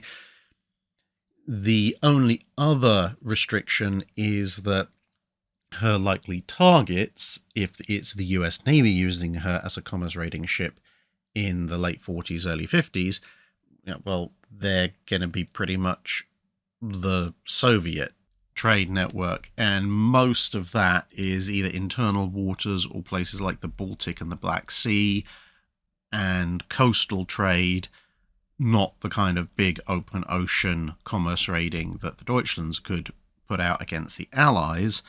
And that would make things far more difficult, because not only does it mean she's have to be probably under near constant air attack, but also in those kind of coastal waters, mass fast attack by destroyers, ambushes by submarines, that kind of thing. But that's a situational restriction, not really a reflection on the ship, because any ship you try to use in those waters would be facing the same issues. Randy Topeka asks, I've been thinking about Pearl Harbor lately, and I was curious what you think the Japanese would have done if the US Navy had left their battleships on the west coast of the US instead of forward deploying them to Pearl Harbor. And related to that, what mechanism, whether it be design or circumstance, caused USS Arizona's forward turrets to remain in place as the magazine detonated, unlike Hood, which sent one of her aft turrets flying when hers detonated, and other ships that suffered magazine detonations tended to also pop turrets? The Japanese could have taken several different routes, or potentially combination of them, if the US had remained with the Pacific Fleet deployed in California. It could have aimed for a slightly more carefully timed strike on Pearl Harbor, because Pearl Harbor still would have been used as a staging area, and bearing in mind that the Japanese did have a certain level of intelligence assets in both Pearl Harbor and on the California coast. So, for example, they could have, if tensions were rising, then potentially the US might deploy its fleet to Pearl Harbor as an early indicator of preparation for war, as opposed to just a general deterrent, which is what they were trying to do. Or you might have a situation where Japan actually goes, stuff it, we're going after the Philippines anyway, and hits them, and that provokes the US into war, and the US then deploys its fleet from San Diego. In either case, they're going to stop over at Pearl Harbor, at which point, when their intel assets say, hey, guys, the US fleet is leaving San Diego, etc., then, because the US fleet's rate of advance will be slightly slower, they can go, okay, right, Kido Butai, you're going to head off to pretty much the historical launch point for Pearl Harbor, and then when they get confirmation from their intel assets in Hawaii that the Pacific Fleet has arrived, then they can launch their attack. Additional to, or perhaps instead of, obviously we know by the early 1940s Japan had a fairly large fleet of long-range submarines. Historically, they cordoned Pearl Harbor.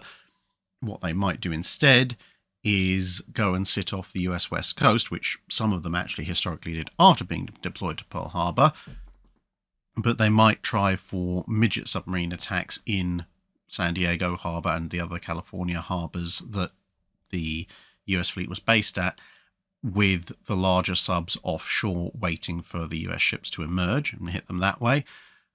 They might also have a separate submarine screen out just off the Hawaiian Islands waiting for the Pacific Fleet to arrive there.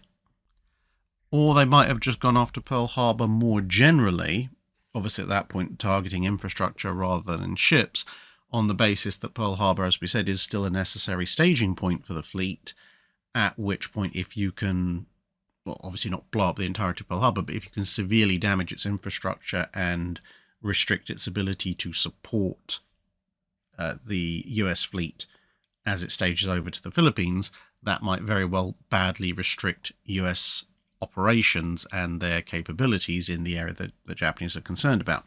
And as I said, they might run a combination of all of these things. So they might try for a surprise attack by midget submarines in San Diego, followed up by a submarine cordon off the California coast, and then followed up by a surprise airstrike on Pearl Harbor when, the remaining US ships get there, etc., and so forth. In terms of Arizona's forward turrets, if you look at the footage of Arizona going up, which is available on the video that I did about USS Arizona and her destruction, the very short version is that, as terrible as the destruction of Arizona was, when you compare it to a lot of other magazine detonations, in some way she kind of lucked out, because it seems to be that what happened is that the gunpowder, black powder storage went off first, which was still an incredibly powerful explosion, but that was slightly separate from the main magazines, which contained a lot more propellant and explosive, obviously depending on if it's the charges or the shells.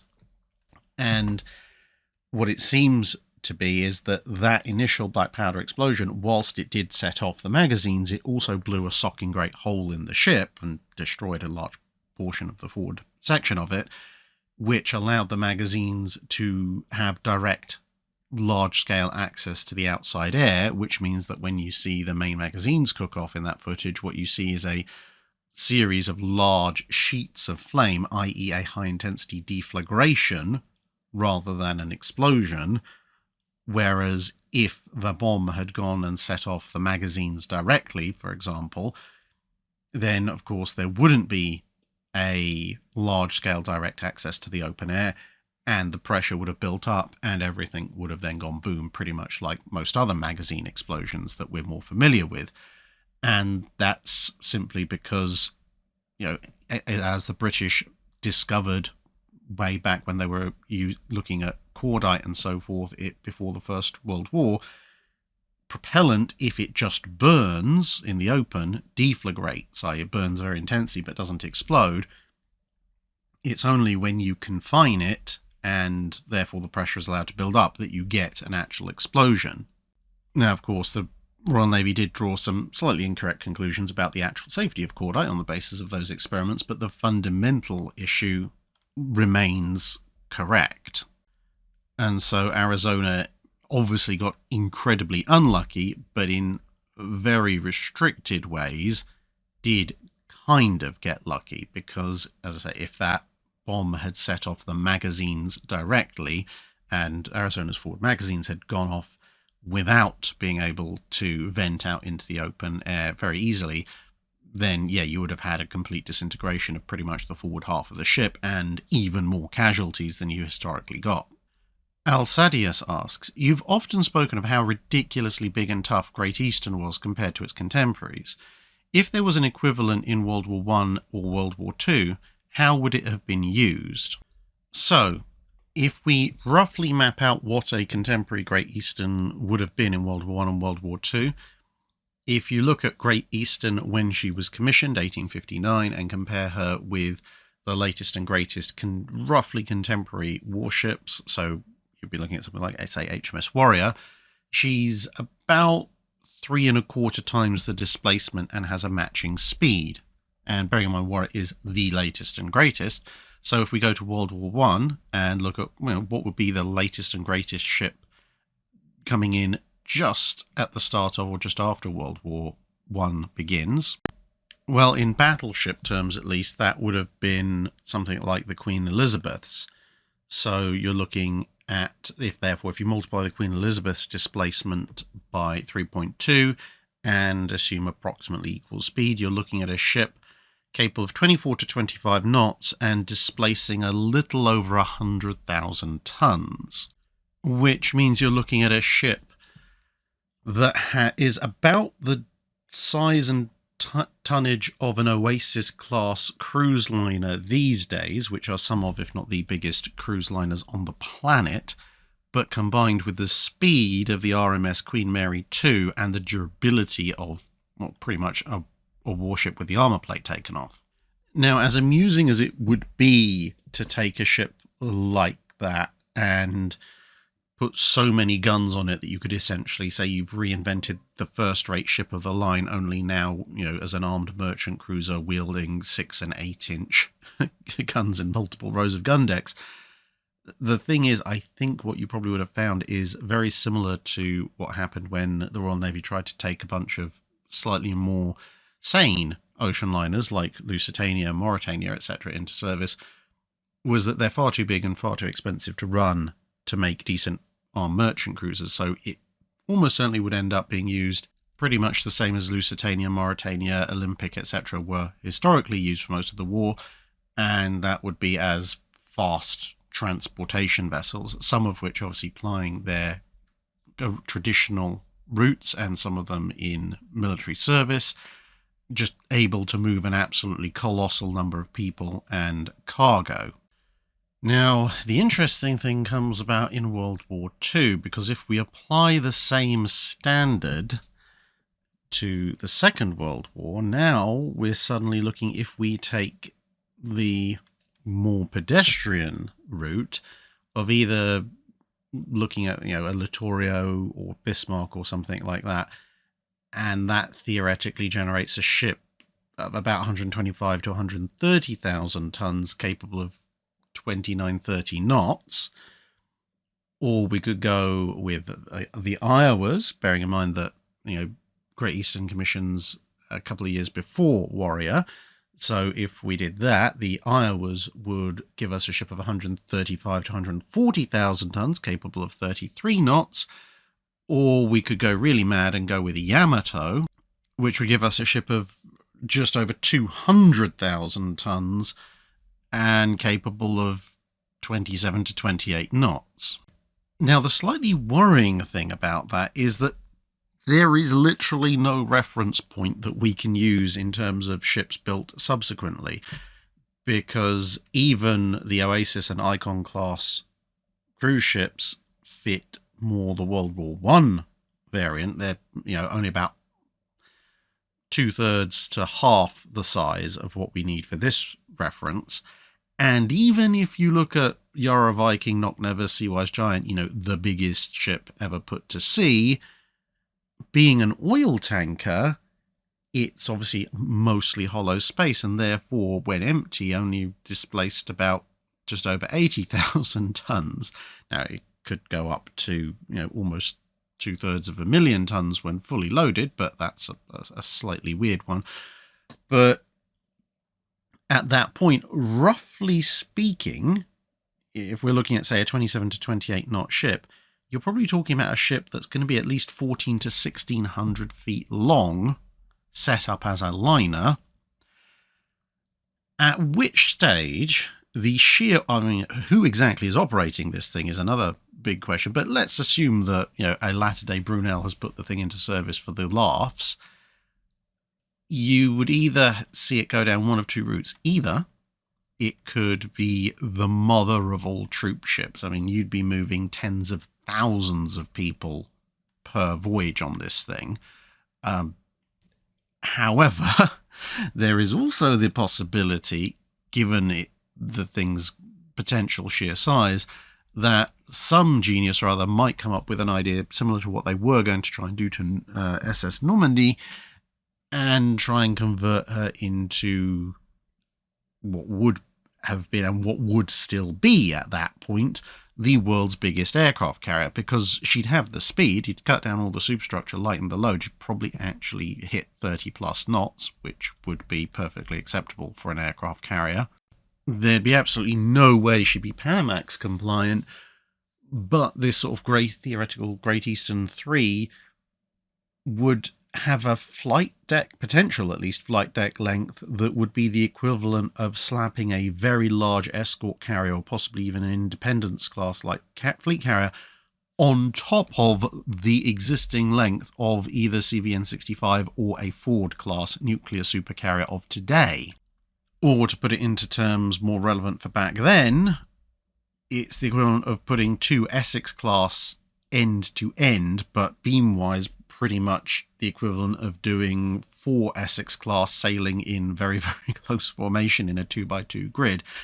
At that kind of scale, you could, in theory, actually, I think, probably support an air group of 200 to 300 aircraft if you're using standard carrier aircraft, if only for the fact that you've got such a wide flight deck that you could support parallel takeoffs and parallel landings, essentially operating almost as two separate carriers.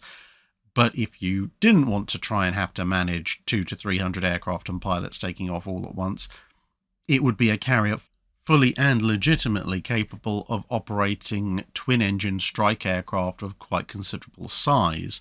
So if this was a British ship, since Great Eastern was British, then if the Royal Navy got it into its mad head to turn her into this gargantuan conversion of a carrier, you could see her quite easily having massed squadrons of bow fighters and mosquitoes instead of full Mars and Barracudas.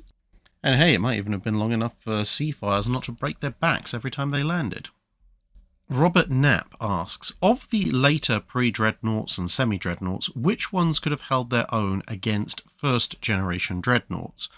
For example, could the Lord Nelson or a Danton have taken on a Nassau or a Radzetsky tangled with Dreadnought, or would it have required a pair of ships to outmatch Dreadnought? A commonly expressed thought amongst historians who have thought about these particular kinds of confrontations is that essentially the semi-dreadnoughts, i.e. the ones that are carrying what we would today probably could refer to as heavy cruiser guns, back in those days maybe armoured cruiser main guns as their secondaries, probably could have taken on some of the early dreadnoughts, but at relatively close range, where those bigger guns would have had the armor penetration capability to actually do serious damage. Which in turn, I mean, it does rule out some nations' last generation pre-dreadnoughts, because some nations did stick to 6-inch or thereabout guns, which wouldn't really work. So broadly, you'd be looking at the Regina Eleanors, the Lord Nelsons, the Dantons, the Radzetskis, the Connecticuts, and the Satsumas. I'm excluding the Deutschlands because their secondary batteries are just a little bit too small, and I'm excluding the final Russian pre-dreadnoughts, the Andrei Pazvozvany, or however the heck you pronounce that, because their build quality and general design is so awful, they'd struggle to beat their own kind, let alone a dreadnought. Now, of all of those, as I said, if any of them got into close range with an early dreadnought, like a Nassau, South Carolina dreadnought herself, etc., then they'd stand a reasonable chance.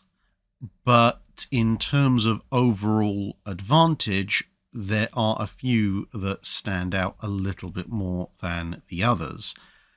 The two main criteria at that point is how many of these secondary guns they have, because obviously more shots equals more damage, and also speed, because if you're talking about ships that are only capable of around 18 knots, then unless you're going up against a South Carolina or maybe a Nassau, then pretty much everyone else can just leave, which obviously will put the pre-dreadnought at a significant disadvantage as the range opens and their smaller guns become less and less effective. At that point, I think the combination result has to go to 3 ships. The Satsumas, because they're capable of a top speed of about 20-ish knots, which, okay, yes, some dreadnoughts are faster than that, but the pull-away speed is going to be quite slow. The Dantons, 19.25 knots, and the Regina Eleanors at 22 knots, actually pretty much almost none of the first-gen dreadnoughts can escape her if she chooses to maintain close range. Now, to be fair, none of these ships have armour that will stand up to the return 12-inch or 11-inch in the case of the Nassau's gunfire, but as well as having their own 4 12-inch guns, the reason I picked these three ships particularly is because of the number of their secondaries. So the Regina Eleanors have 12 8-inch guns, of which 6 can be brought to bear on the broadside, bringing their total potential harmful main battery up to 10, which exceeds the 8 you normally find on a dreadnought.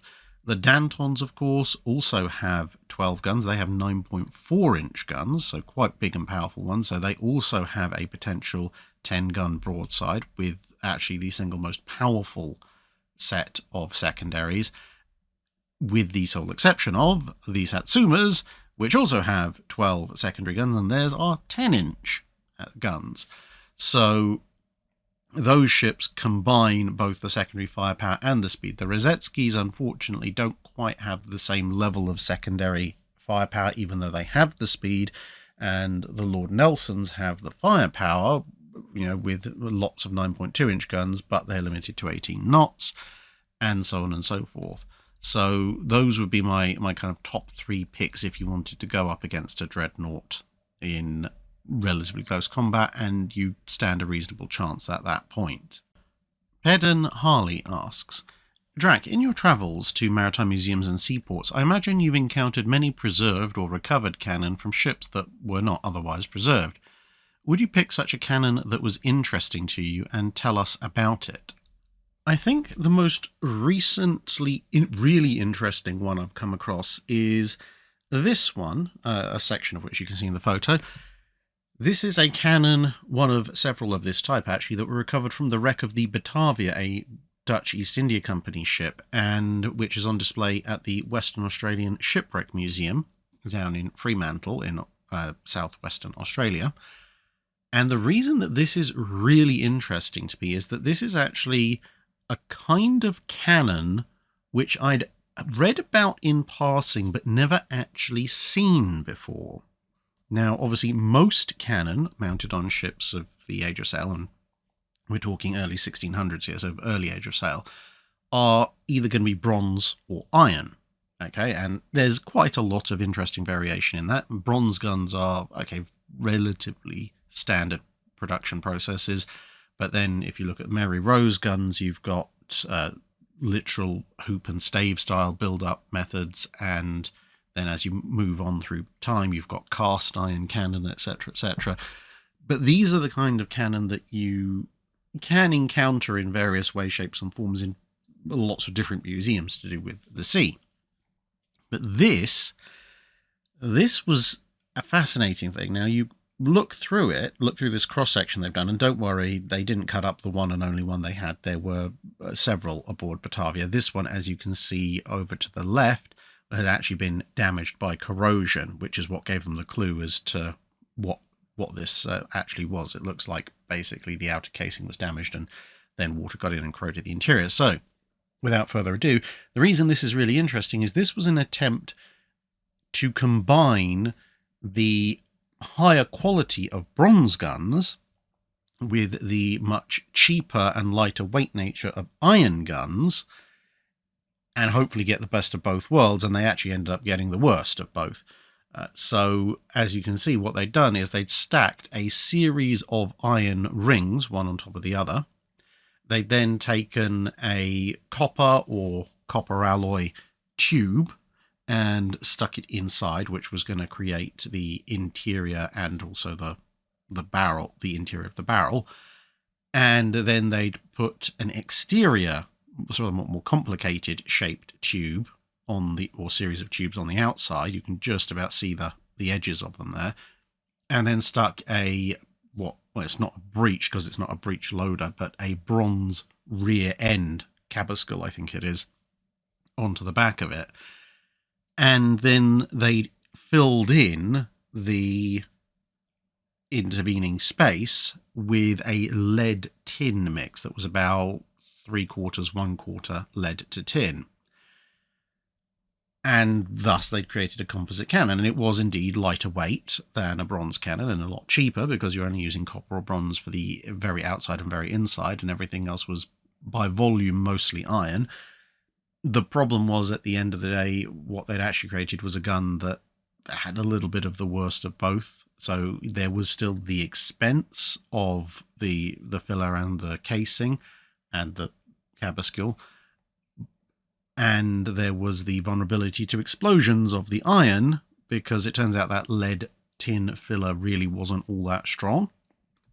And So you ended up with something that was, granted, somewhat cheap and lightweight, but could only be used for anti-personnel shot because it would just blow up if you put a solid shot in there. And this is a gun that we'll look at in a little bit more detail in a few weeks when we cover the Shipwreck Museum in a bit more detail.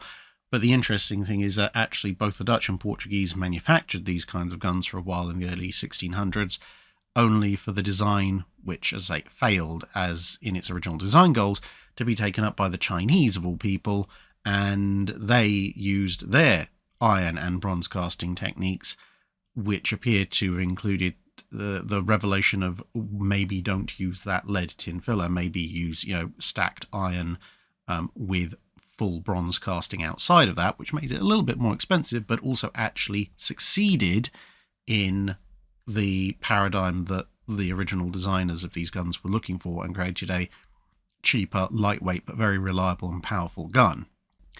Seb Dove asks, you've mentioned in videos before that aircrew were of somewhat more importance than the regular crew when it came to an aircraft carrier which was, shall we say, in a slightly less upright and seaworthy condition than it should be. My question is, how much more importance was placed on aircrew, pilots and navigators, etc., when it came to evacuating an aircraft carrier that had been hit? I understand that training costs in time and money would be far more than your average crewman, but I wondered how much additional importance was placed on evacuating them, and if at all possible, could you look at Royal Navy and US Navy practices? So, as far as I can tell, there wasn't a formal priority system in the Royal Navy or the US Navy in that, if an aircraft carrier is hit and is sinking, there's no system that goes, right, okay, you lot stand back from the boats or the floats or whatever, we're going to put the aircrew in first and then you lot can head off.